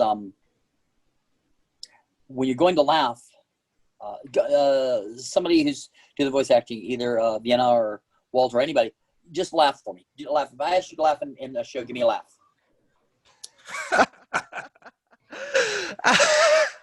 Okay, Daniel. Now let's try Yeah, no, that. I just wanted to go nuts. That's it. I've been Okay, trying now to practice and laughing, so. Okay, before you do that, this time before you laugh, take a big breath like you, because you took a big breath and give me a big laugh at the start, right? Mm-hmm.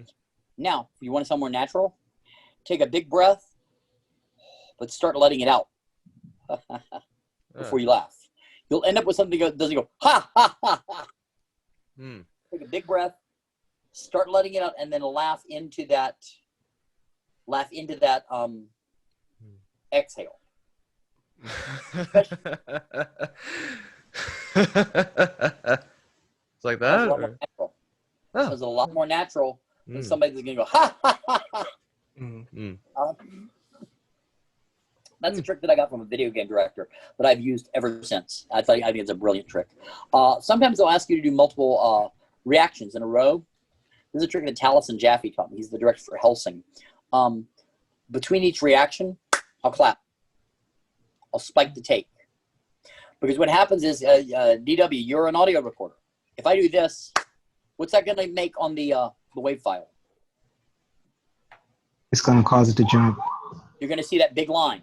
Yeah. So what happens is I'll go, ugh, ugh, ugh, ugh. And then the director will go, you know what, let's do the one after the third spike. It's easier than if I just do 4 in a row for them to try to figure out which one. If I've got a definite marker between them. Some directors don't want you to do that, some don't mind it. I usually ask my actors to do it. Because that way they can see that pop, pop, pop between each one of them. Then the engineer knows which one to grab or where to grab. So that makes the engineer's job easier.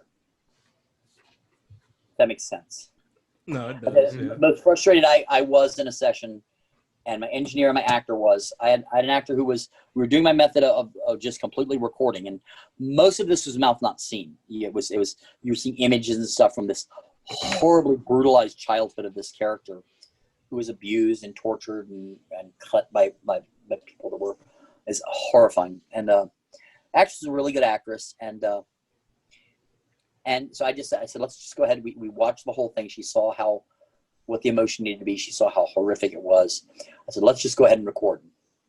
And so I was literally scrolling because it took 2 pages of the script. So I was scrolling the script down so that she could read it as we were going, almost making it like a teleprompter. And I got so wrapped up in her performance because it was so good, I forgot to stop scrolling the dialogue.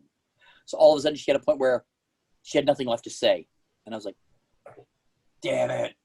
I just was so mad at myself. And the engineer was like, we had a really good take. And it's like, where can we go back to? And so he found somewhere and she read into it. And then that time I paid attention and kept scrolling. So another question.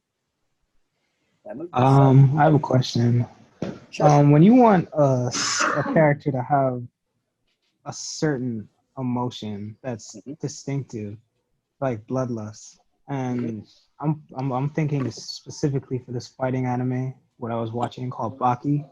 Okay. They knew how to pull bloodlust because they had their voice actors study martial arts tournaments.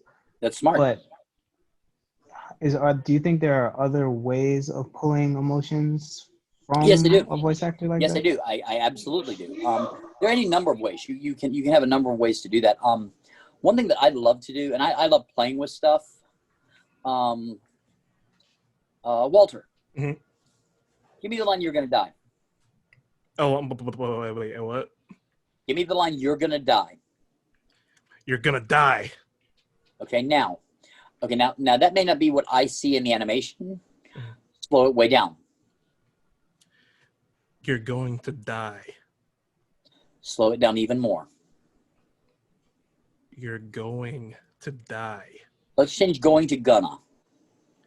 You're gonna die. Okay, do me a favor. Mhm. Smile when you say that. Enjoy it. You're gonna die.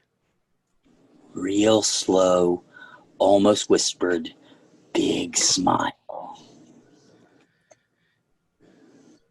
You're going to. Going You're gonna die. Gonna, not You're, going. You're gonna die. Oh, you're fast again. Ah. Slow it down and big smile. I want to see your teeth when you say it. All right. You're gonna die. Okay, did you hear the difference as the read started progressing? And I would work with him more and more until it matched the face of the character. And so that's the kind of thing I do. I'll work with somebody, and we may do, and that's called doing it wild. You may do it one time with the animation, and I'll say, no, slow it down and do it again.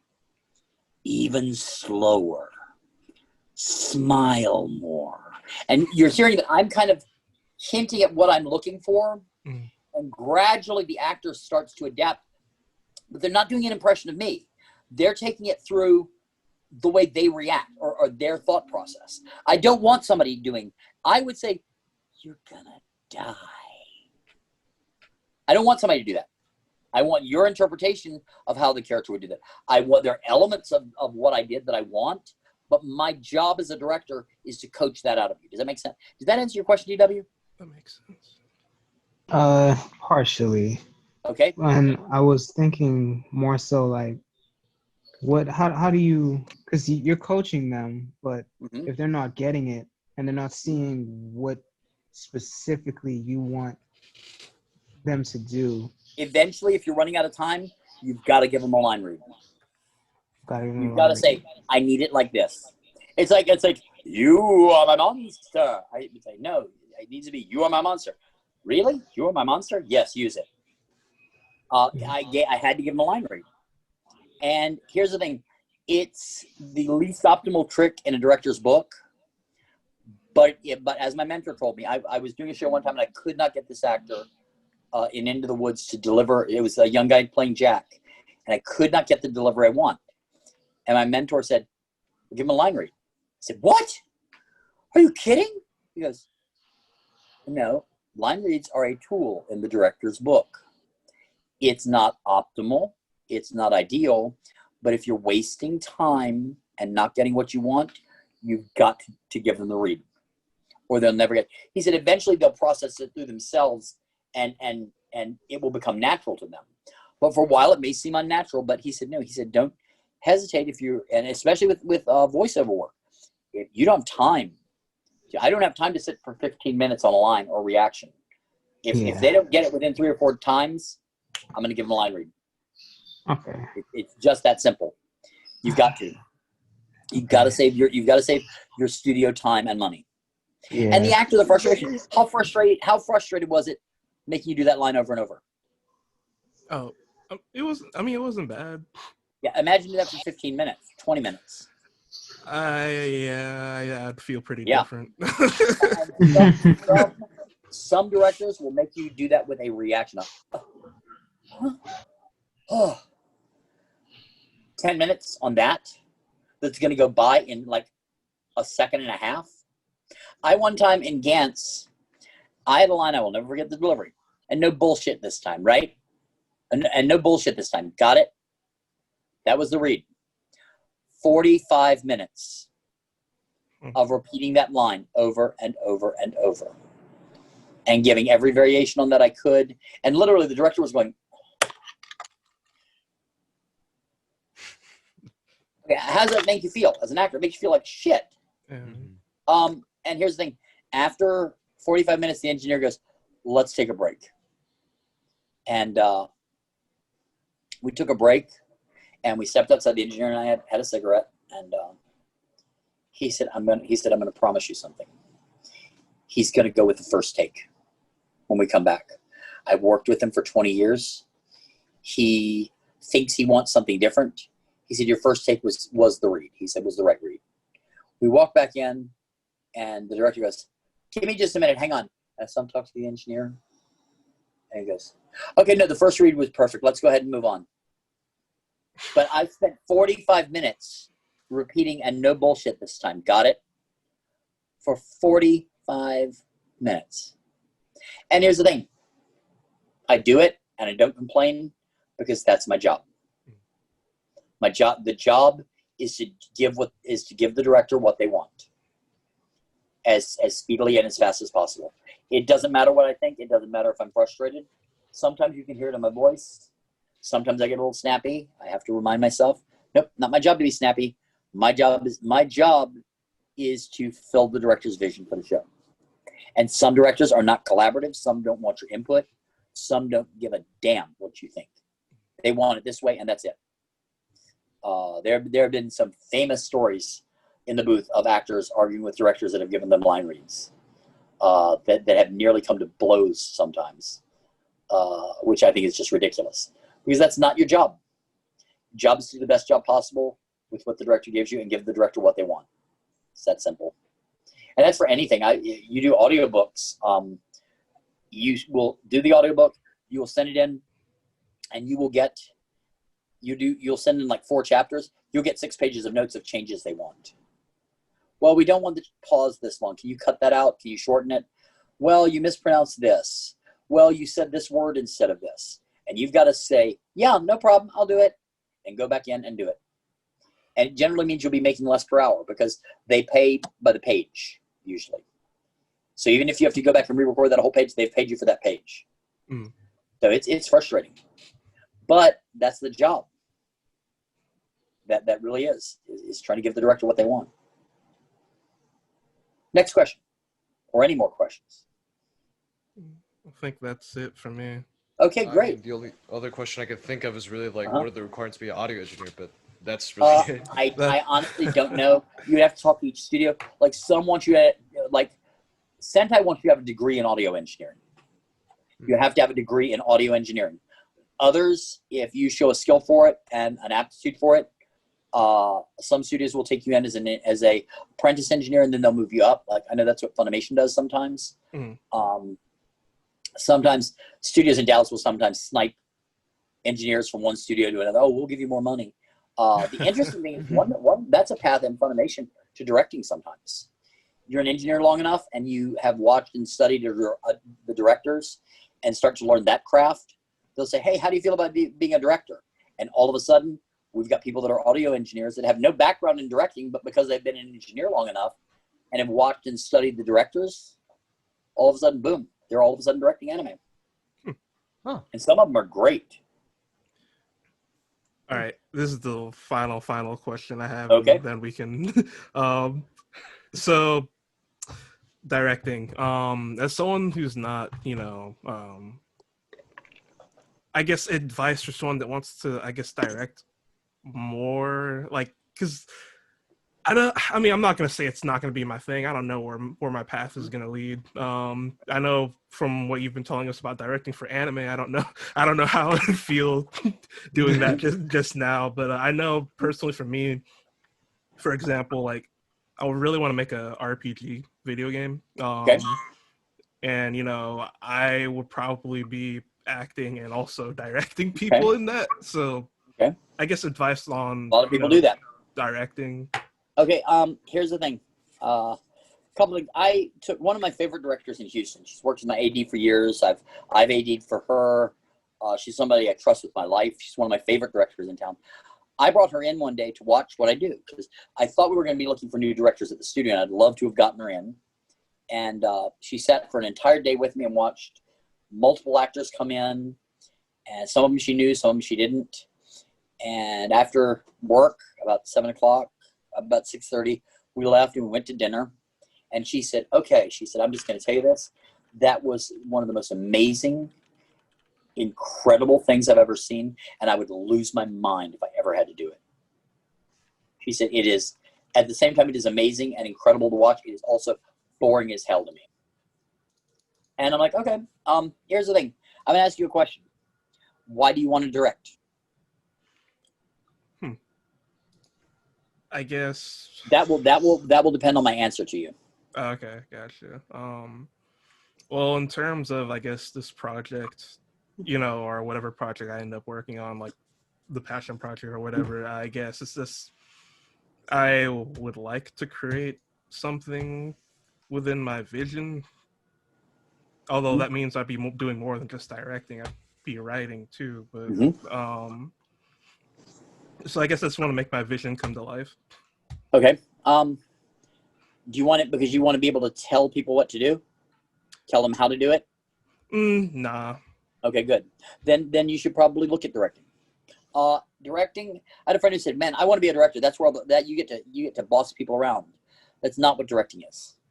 In fact, a good director spends most of their time giving away their power. You can. And here's my other tip as a director: cast well. Nothing is worse than getting in the middle of a project and going, "Oh my God, this person is horrible." Be sure when you audition people, you get the full range of what you're going to need from them as an actor for a show. One time there was an actress that had worked in Houston forever, and I cast her sight unseen because she'd been recommended to me. And this is for that children's show, and she's playing it was one episode, she's playing the mother of a character who gets killed, gets ripped to pieces by sea demons. And I'm not going to say her name. I'd seen her in shows. I'd loved her work. She had this rich, low voice, which is great and loving for the mother. And we got to the scream, and I said, "Okay, you really give it to me." She went, "Oh." No. I said, "Okay, sweetie, you're being torn apart by sea demons." It was only like 4 lines and the scream. Then she was playing a featured character, another that was this diva model and was perfect for it. But I had her doing extra bit parts all the way through the series. Okay, no. I mean, your guts are being pulled out by these sea demons. Oh, okay, right. Oh. Oh no. We did about 4 times, and I said, "Okay, good, that's great. Moving on." And my engineer looked at me like I'd grown another head. This is John, who I worked with so well, and he said, "What the hell?" And I said, "Don't worry, Tiffany Terrell's coming in 15 minutes. She screams like a banshee. We'll just do the lines with her." And so another actor came in, and we did those 5 or 6 lines, and Tiffany screamed and nearly broke our ears, and that's what ended up in the show. I don't like having to replace people. I try never to do it because I've been replacing stuff. I have had friends that were replacing stuff, and it sucks. Yeah. But if you have to at the last minute, but I did let the actress know. I said, "Look, scream just ended up not being what we needed. We had to go somewhere else." She said, "Okay, I figured probably as much." She said, "I don't scream very well." I said, "Yeah, that's something you can work on." She said, "Yeah, I probably should." And so I don't know whether she did or not, but she's not voice acting anymore. She's doing like new age meditation stuff. So, which is fine, which is great. I mean, she loves it. She's doing all this yoga and Reiki and this whole very holistic health group that she's with out in LA. And I'm like, good for you. She found something that she loved even more than acting. And that's the thing. You find what you love and you do it. Is that it? Yeah. Actually, okay. One more question, and I swear this is the last one. Okay, all we've been talking about is like the middle of things or like doing them. I want to ask, how do we start off? Because every time I try to ask a voice actor or actress that I've met and how they started off, they keep on talking about just do auditions and also find an agent. I don't know how to start with that. Okay, here's the thing. One thing, a lot of studios want to hear a demo reel. Mm-hmm. Be very careful with your demo reel. There are a lot of people who say, "Oh, I can do a demo reel for you," and they really will screw you over and take your money. Mm-hmm. And here's the other thing. Oh my God, I can't tell you how many demo reels I've gotten of people doing their impression of Monica Rial and their impression of Vic Mignogna and their impression of so-and-so. I don't want to hear that. If I need Monica, I'll hire Monica. If I need my brother, I'll hire my brother. If I need Sean Schemmel, I'll hire Sean Schemmel. I don't care about that. I want to hear you. I want to hear your original stuff. So what I tell people to do, I would say your demo should not be more than like a minute and a half at the most. You slate at the beginning. Hi, my name is da-da-da-da-da. This is my character demo reel. That's for anime and stuff. Anime and games, you do a character demo reel. You've got a commercial demo reel, and you can have an audio book demo reel. Commercial or when you're doing commercials, like for commercials pitch. And usually you're able to get 4 or 5 on. You need to have somebody that knows how to mix, because you need, for any of these, you need like background music that heightens what you do. But like I had somebody one time, on their demo, and they were a guy. They did one of Luna Lovegood's monologues from one of the Harry Potter books. And you just got a snippet of this, and I didn't know until I asked him later, what is it? That was really fascinating. He said, oh, it's part of one of Luna Lovegood's speeches from Harry Potter. Use books, use plays, use whatever. Don't use anything from anime, because we've heard it. But show variety. Show if you've got a little kid voice, if you can do a little boy, give me something that's a little boy. Same with your commercial demo. Show variety.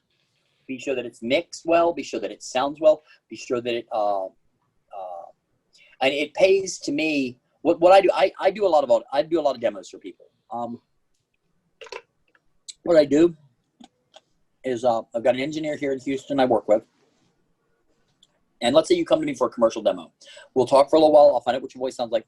And then I will go and I will write maybe 5 pages of different commercial copy. Real short. I'll make sure there's a public service announcement on there. I'll make sure there's, for kids stuff. I'll make sure there's, more adult sounding. And then we will record all of them. And then you and the engineer and I will sit down and decide what are the best 4 or 5 pieces. You don't want to just say, well, I'm just going to do these 5 and that's it. No, you want to have about 25 that you can choose that 5 from. That's, my performance is good here. But you can hear this in my voice. It doesn't sound good, so let's not use it. Then you and the engineer and the director for it will organize what order it needs to come in. Then it goes to the engineer who does all the mixing, takes out any pops and clicks, takes out any sibilants, will usually put music in underneath. It sometimes costs anywhere from $500 to about $800 to $1,000, depending on who you do it with. Most people make the mistake of just trying to do it on their own. Unless you're really good with audio, wouldn't advise it. Then you send that out. If you send that out to agents, send that out to places that are interested, that your type of voice would work for. Krystal does a lot of, like I said, a lot of indie games, and she just sees auditions online. A lot of times I'll put it up on Facebook, on Twitter. Hey, I'm looking for my video game. Krystal just did a really crazy one. It's just come out. It's like Cooking Mama. Oh, it's for Cooking Companion? Yeah. Is it Cooking Companion? Yeah. She plays Raspberry. I love that game. She plays Cooking Companion. She plays Raspberry in it. Oh, I see. It gets more and more psychotic and more psychotic. We're really looking forward to that. But yeah, you get yourself a demo and then send that to places. Now here's the other thing. You've got to be where the work is. If you're in Atlanta, send it to agents and studios in Atlanta that are doing the work. Don't send it to Houston or Dallas or LA unless you're planning to be there. And here's my thing about moving anywhere. People are like, well, I'm moving to Dallas because that's where Funimation is. Well, I'm moving to LA. Well, that's where Bang Zoom is. Well, I'm moving to Houston. Well, that's where Sentai is. Don't do that. Mm-hmm. If you want to move to an area where the market is, go and visit those cities. Don't look at the anime. Don't look at anything like that. Look and see if it's a city that you like living in. Because it will take a long time to break in. At any studio, if you are able to break in, you're going to be doing Walla for, like Ian Sinclair, who directed Black Butler. He did Walla for 5 years. Nothing but Walla and a couple of bit parts here and there. And then gradually, people that he worked with said, hey, I'd love to see him for something a little bit bigger. And now, Ian played Whis in Dragon Ball. The one who works with Beerus, that's kind of like this, and very feminine. That's Ian. But he did Walla and background stuff and bit parts for 5 years before he ever booked anything of a even semi-major nature. So you got to be ready to put in time anywhere. I mean, I hate sounding ugly, but having a demo is your foot in the door. Make sure it's good, because that may be the only chance you get. And make sure, oh dear God, make sure, sorry, I showed you my bald spot. Make sure that you can do in the booth what you do on your demo. Mm-hmm. Don't use a lot of filters. Don't use a lot of audio tricks to make your voice lower. Make your voice higher. Don't use any of that. All you have is your voice. Because I had a girl come in one time that had the most knockdown, drag out, fantastic demo you ever want to hear. It was brilliant. And I was so excited to get her in the booth, and I had her for some bit parts in this show. Because I always start people off in small roles and Walla. Always. Just to kind of get a feel for what they can do if they're brand new. Okay, she couldn't do the lines at all. She couldn't do the Walla without giggling in the middle of it. I just feel so stupid doing this. And I sat there for an hour working with her. And my engineer said, John said, no, that was when I was with Brian. Brian said, you know what? In all the years I've known you, I've never seen you that close to losing your temper. Well, yeah. Go to a first tip, buy a weighted blanket. Oh my God. But, Crystal just said, first tip, buy a weighted blanket. Oh my God. Move to a city where you will have at least 2 or 3 friends who would love you even if you don't work right away. Yeah, she said, try to move to a city where you know you would have 2 or 3 friends that would love you even if you didn't get work right away. That would want to hang out with you, that would want to do stuff with you. Because nothing's worse than sitting there waiting for work and not having any friends. Mm-hmm. That sucks. Big time. Like one friend who told me I'll have to hang out with, I'll have to get more convention invites to hang out with her. Yeah, one friend told Crystal, well, you're going to have to get more convention invites before I'm willing to hang out with you. How shitty is that? Yeah. And here's the thing. Crystal came from the studio here in Houston, having done major roles and leads and stuff like that in several shows. And now she's done a couple of leads in Dallas. She's been there 3 years. She's primarily done a lot of Walla and small roles. Mm-hmm. Because people there are getting to know her. And so even if you go somewhere with a huge resume, it doesn't mean you're automatically going to go in and start working. And especially now, because the market is glutted with more and more people that want to do this. More and more people that have been taking classes like you guys are, that all of a sudden, where I used to have 19 people that I consider for role A and 22 that I could consider role B. Now you've got 50 or 60 for each role. And you're also going to be going in there with veterans. Yeah. You're going to be going in there with people like myself, Ian Sinclair, Josh Greeley, Crystal, Monica, Chris Patton, my brother. You're going to go in there with people who've been doing it for years. So that makes it even hard. I'm not saying not to, but I'm saying it is harder and harder as the industry is growing to get a break. And the other thing, like in LA, they're doing pay to play. Mm. And there's some directors in Dallas that, I really need them to take my class before I'll even consider using them. They need to pay $600 for my class for me to consider. That to me is crap. I think that's absolute BS. Yeah. That to me is pay to play. And there are literally people in LA that you will take their class and they will use you for Walla. And they'll do the Walla in the class because you're students, and so that's part of the education, so they don't have to pay you for it. You'll get a credit, but they won't pay you. And I think that's crap. I have a real problem with that. The reality is that if you want to work in LA or on a lot of indie games, you need a follower. Yeah, that's true.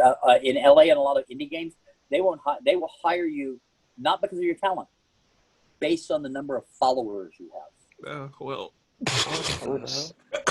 There are studios and a lot of indie game developers like, we need to see your Facebook and your Instagram and your Twitter. See how many people are following you. Yeah, it's not something I'm really big on. So to me, I had a director one time who said, this is that director that I didn't like, so I can tell stories about him. One time we were sitting at a bar one time, and he said, I only hire pretty people. And I said, what? He said, I only hire attractive people. And he did. He hired models and stuff like that that couldn't act their way out of a paper bag. Mhm. and would take forever to get the performance out of them. And I said, I try to hire the best person for the role. He said, well, here's the thing, Chris. If we're going to Austin and you have the choice between driving a Pinto and a Grand Am, which one are you going to choose? Both will get you there. But which one are you going to choose? I have to sit there, and he said, I have to sit there and look at these people all day, and I don't want to look at ugly people. Oh my God. Which made a sense. He didn't hire anybody who was overweight. He didn't hire anybody that was odd in any physical way. He wanted people that were perfection that he could stare at and lust over all day. And I just think that's stupid. I want the best person for the role. That's my bottom line.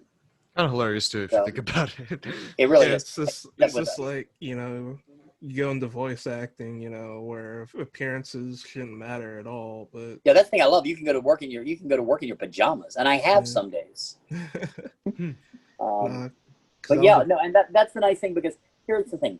As an actor, we are taught, as an actor can play. Point out that you won't know where, you won't know when, but the current lineup was recorded without pants. She said, you won't know where, you won't know when, but a current lineup of a show was probably recorded without pants. But here's the thing. We're taught as actors that you can play any role, right? Teachers have told you that. You can play any role. yeah. I'm going to tell you this. Bullshit. Mm-hmm. In the theater world, I'm going to tell you that's bullshit. I even told you, I said I would love to play Iago. I probably won't. My real dream role is Don Quixote in Man of La Mancha. Mhm. I'm a baritone. I can act. But I'm 5'4". I'm a Sancho. I'm a barber. I'm an innkeeper in the show. I'm not Quixote. Quixote's got to be rail thin and 6 foot tall. I'm chubby and 5'4". So in reality, in theater or film, you can't play every role. I don't care. I don't care what anybody says. I don't care how talented you are. Unless the director is willing to make a great leap, there are roles you're not going to be able to do. Mhm. It's something that I faced a long time ago. I realized if I did film, which I'm not interested in film, I am best friend B. That is my role if I were to do film. Let's take a film, Risky Business. Have you ever seen Risky Business? I haven't, but it's on my watch list. Okay, you got Risky Business. You've got your male lead that is Tom Cruise. He's going to be handsome and sexy and attractive. That's not me. You've got best friend A, who in the show is Bronson Pinchot, who is somewhat attractive, not dog handsome. He's okay looking. Kind of, you know, he's a kind of whatever guy. He's always he's the hero's best friend. Then you've got Curtis. He'll get the heroine's best. He'll get the heroine's best friend usually. Then you've got Curtis Armstrong, who played Booger in Revenge of the Nerds. He's the third friend. He's best friend B. He's the guy that says, you know, Joel, every now and again, you just got to say, what the fuck? He's odd looking. He's sometimes very tall, sometimes very fat, sometimes very thin, sometimes very short. He's the odd looking guy. He very rarely gets the girls, but you know what? He gets most of the laughs. And when he does get the girl, And when he it's does- like the Heidi Klum character. And when he does get the girl, it's like the Heidi Klum character. She's like this knockout there, like, what? You know, so that's what my lot is if I were to do film. Which is, I mean, Curtis Armstrong and Dan Fogler have made a career out of that kind of thing. They're brilliant. But in voice work, okay, I'm 5'4", real chubby guy. I have played a 7.5 foot tall Pakistani terrorist leader. I have played a 10 foot tall half robot psychotic killer. I played a 5'7" galactic emperor bent on destroying the Saiyans. I've played Indian. I've played Irish, German, Jamaican, Scots, Indian, several places in Asia, which, you know what? Most of those are never things I would do in real life, on stage or film. I would never be cast in those roles. I am much more handsome animated. Most of the jerks that I played have been fairly handsome, fairly dog handsome. This mug. Look at this mug. I don't think this dog handsome. I played, like I said, I played a lot of assholes. I played rapists. I played horrible, horrible human beings. That's not who I am. I had a lot of fun doing those because, in fact, when I did Initial D, the director said, he said, you know, I needed somebody who sounded like a rape Marina Palencia, and you were the first person who came to mind. And I went, thank you, I guess. Because my character assaults her in the show. Mm-hmm. So you get an opportunity, I think, in voice work to do things you would never do on stage or film. And that to me is the joy. That to me is closer to what we're taught in acting classes, that an actor can play anything. I've played women. My girlfriend has done a ton of little boy characters. She's not a little boy. She's a beautiful woman. Mm-hmm. So you're able to seize opportunities that you never could. She loves to be cats. She loves to be any sort of animal or critter. Give her an animal or a critter, and she's a happy, happy girl. You know, and I think that's really the best thing about it, is that axiom that we are taught in acting school that is not true, that is nothing but a big lie, is, for this kind of work, very true and very possible. So I think, you know, that's, and also a tip from my mentor, that and I will say this, study acting and voice acting with as many people as you can. Mm-hmm. Take as many classes and stuff as you can from people, as long as you can afford it, as long as you're not being ripped off. Because my acting teacher, my mentor, I went in and audited his freshman acting class. I'd come into the school from another school as a junior. And he said at the beginning of the class, and I love this. This is one thing I love about Sydney. He said, you know what? I'm going to teach you a technique. And if that technique doesn't work, then it's bullshit. And we've got 6 other acting teachers here, and find one whose technique works for you. He said, but I'm going to encourage you not to drop this class, because you never know, somewhere down the line, something I say to you years later in a rehearsal or a situation, you might go, wait a minute, I get it. And then you've got that tool that I've taught you now to use later. And I had never worked with a person who was so confident in what they did. They said, you know what? Everything I teach you might be crap. And that was one of the reasons I loved him, because he was very quick. If what he taught and the methods he used didn't work for you, he'd be very quick to help you find a teacher who their methods would work for him. Yeah. I've worked with actors that on stage that my method of side coaching made them crazy. And so what do you do then? You don't replace the actor. You say, okay, well, then I have to work with this person differently. Mm-hmm. So, but yeah, so a lot of teachers, especially voice teachers, will say, well, this is the way to do it. That's one of the reasons that I don't usually, I'm doing this monologue workshop because I'm good at coaching monologues. I don't think I have the only method there is for voice acting. I don't think I do. I don't think anyone does. I think it's a very personal thing that is up to each individual. My girlfriend does this amazing thing where she hears the way vowels are formed in your mouth. Mm-hmm. But she may listen to you and she may say, oh, you're an O person, or you're an R person. That, you know, everything you say, your voice, your mouth is placed in the way most people would say R or O. Mm-hmm. Apparently, I think I'm an O person. Your jaw is set as if you were saying O, but you speak other words.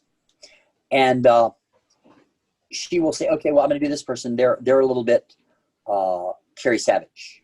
Carrie Savage is an E or an IE? Carrie Savage is EI. EI. So you hold your mouth as if you're going to say EI. Mm. And but she doesn't do an impression of Carrie Savage. She uses her own voice or her own voice for the character, but she holds her mouth in the position that your mouth would be if it was forming that, and it creates something that doesn't sound like Carrie, but has that a similar quality. And she played a character in a show one time that the character was inhabited by a goddess and would actually talk to herself. And half of the girls in the show had to play the two characters, the girl and the goddess. And most of them sounded like the same actress putting on a different voice. Krystal, if you watch it, it sounds like we recorded two different characters because one has this kind of R sound to it, and everything's right in here, and the other has an O, and is very defined and one is the goddess of war, and this like band geek type girl, and it's fascinating. I'm not able to replicate it. I wish to God I could. I'd be able to make a lot more money and I'd be able to get cast a lot more. But I'm actually not that interested in working as an actor anymore. My real passion has always been directing. So that's kind of. Any other questions before we go? I have a couple more questions actually. I'm sorry I'm asking so many questions, but so one of my questions is that let's say that you have to do a really emotional scene. Like I remember my teacher discussing this actually at one point. He said that like you want to be like 99% of the character, 1% yourself, because like at some points you'll be in a really emotional scene, and then after that you'll be really connected towards that. Is there any way that you can just not have that happen, or is that just inevitable? I will say this. I disagree. I disagree as a director and as an actor. Here's the thing: you've got to do an emotional, crying, ranting, raving, screaming scene, right? Let's take that, Daniel. Right. Right. I don't want to see your tears. I don't want to see your anger. I want to see the character's anger. Ah. That makes sense? That makes sense. I want to see that character. I don't want to see yours. And here's the thing. A lot of actors, I'll use a substitution. My grandmother died or my dog died. No, here's the risk you run of that. You run the risk of it becoming masturbatory and self-indulgent. And that's what you don't want. And also, if we're talking recording, especially for anime, you've got to watch those lip flaps. You can't be so caught up in the emotion that you don't pay attention to that. Okay? That you can't do that. So I want to see 100% of the character, not you. I see. Okay, that makes sense. Right. Okay, another question? You said you had a couple. Yeah, one more question. So okay, not a problem. You know, when I started doing voice acting, right, I thought to myself like, oh, maybe I'm getting too old for this kind of thing just to start off with, or say like, maybe there's someone who's younger that think, oh, I can't do voice acting, I'm too young. What advice would you give to someone like me or like younger people or older people even, you know? Okay, here's the thing. Do you guys know who Wilford Brimley is? The guy who did the diabetes commercials. He was in The Thing. He was in a lot of films. He didn't start till he was in his 60s.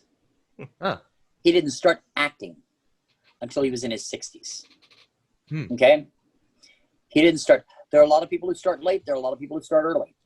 I started working in commercials and stuff as a child. And I got out of doing television and film stuff and got into theater. And that's where I found my real passion. And then all of a sudden, I fell backwards into voiceover work. My girlfriend went to college originally for opera. Okay? It's not too early and it's not too late. Here's the thing. You have to have a passion. You have to be willing to hear the word no a lot. Like anything in the arts, you have to be able to hear no, and you can't take it personally. Okay, well, I wasn't right for that. The director didn't feel I was right for that. Moving on. Is it always easy? No, it's not. Especially when you're newer. It hurts every time you hear somebody say no. Because basically they're saying no. Your take it as no, I'm not good. You're not good enough. No, they're saying no, that's not what I need right now. It doesn't mean you're bad. It doesn't mean you're horrible. It means you are not right for that role. I have a friend who auditioned 16 times, I think, for Cats. And literally, she would walk into the audition and they'd say, thank you, next. She didn't get to sing. She was a phenomenal dancer. She didn't get to dance. The 17th time she walked in, they finally gave her a chance to do the second national tour. And she was such a phenomenal dancer, they moved her to the first national tour. And then when an opening came up in New York, they moved her from that to the Broadway production of Cats. But she heard no 17 times. And it's hard. It's hard not to take it personally. But you're never too old or too young to start. Just go in with your eyes open because there are a lot of ugly people. There are a lot of people that will try to take advantage of you. There are a lot of people that will be your friend to see what they can get out of you. There are a lot of people that will friend your girlfriend or your family to try to get your boyfriend to try to have you help them get in. You just got to keep your eyes open and be aware. Hate to sound cynical, but it's true. No, that's a good thing for us to know. It's an unfortunate truth that we all have to know. But here's the thing: try to be a nice person. Try to be a good and upfront person with people. I think that's like I said earlier. I think that's the best way to network, is to work hard and be good and be on time and be friendly and be positive. I mean, and it's hard because you will have some directors. I will say this: I've had multiple directors that I've literally gone in, and I as an actor take stuff that I take pride in my work. It's not rocket science, but I do take pride in what I do. And I consider what I do when I'm doing it to be that's the most important thing for the studio or the theater right then. But I have had, and it's hard to do when you come in, you have a director say, okay, this is a piece of shit. Just get in and let's knock it out as quick as possible and get it the hell over with. Okay, well, this is just a bunch of crap. Just go ahead and give me whatever. That's when you really have to dig down and say, you know what? No, I'm better. They may not like the show. They may think it's stupid, but I've got to give 110. And it was said about me at my old studio. Oh, one of the producers said, "Oh, well, Chris likes everything," and one of my engineers said, "Are you kidding? He has not liked half of the crap you've given him." Nobody's been so excited and upbeat. He said, "Yeah, because Chris takes his job important. He takes his job seriously, and he will give you 110%. He will try to give you the best show possible, and that means being positive about everything to do with that show to both the production team and the actors." He said, "I can tell you honestly, there are at least 5 shows that he did that he hated, that he was miserable working on, and none of you ever knew it." Because here's my thing. Let's take a show that I don't like as an actor or director. That is somebody's favorite show. That is somebody's favorite show or game. And do you not owe it to them to give it your best? To not say, oh, this is a piece of crap, let's just knock it out? If that's somebody's favorite thing in the world, you really owe it to them. I did a show a long time ago that I loved called Moby Dick. Hakugai Moby Dick. And that's one where I played the 10-foot tall half robotic killing machine named Morado. That's the one where when I was talking about kissing the mic, that's one that was down here. It's super low. I literally normally asked to come in late in the afternoon so my voice is warmed up. I asked to come in at 9 o'clock in the morning so that I wouldn't drink or eat anything. I just come in and my voice was already here, so it's just a matter of dropping it a little bit. And everybody made fun of that show. They made fun of the director, who was the producer that I loved so much that I told you about, Scott.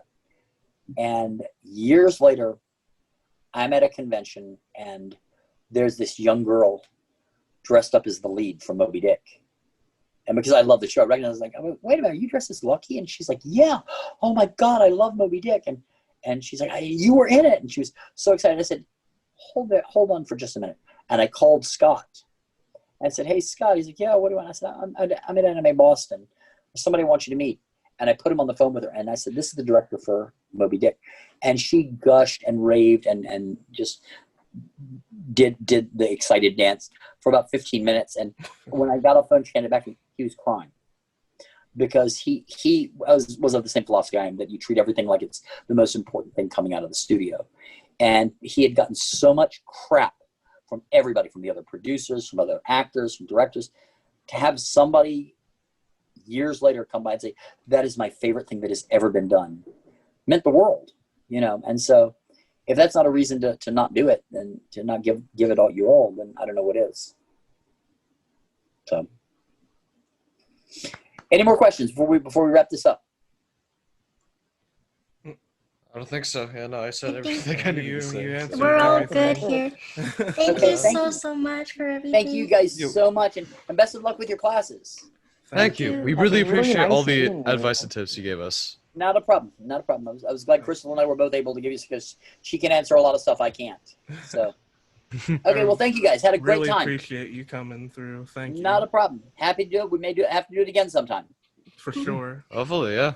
Absolutely. I'll talk to you guys soon. All right. I hope you have a nice night. Yeah, have a good You night. too. Night night. Good Bye. night. Oh, I got it.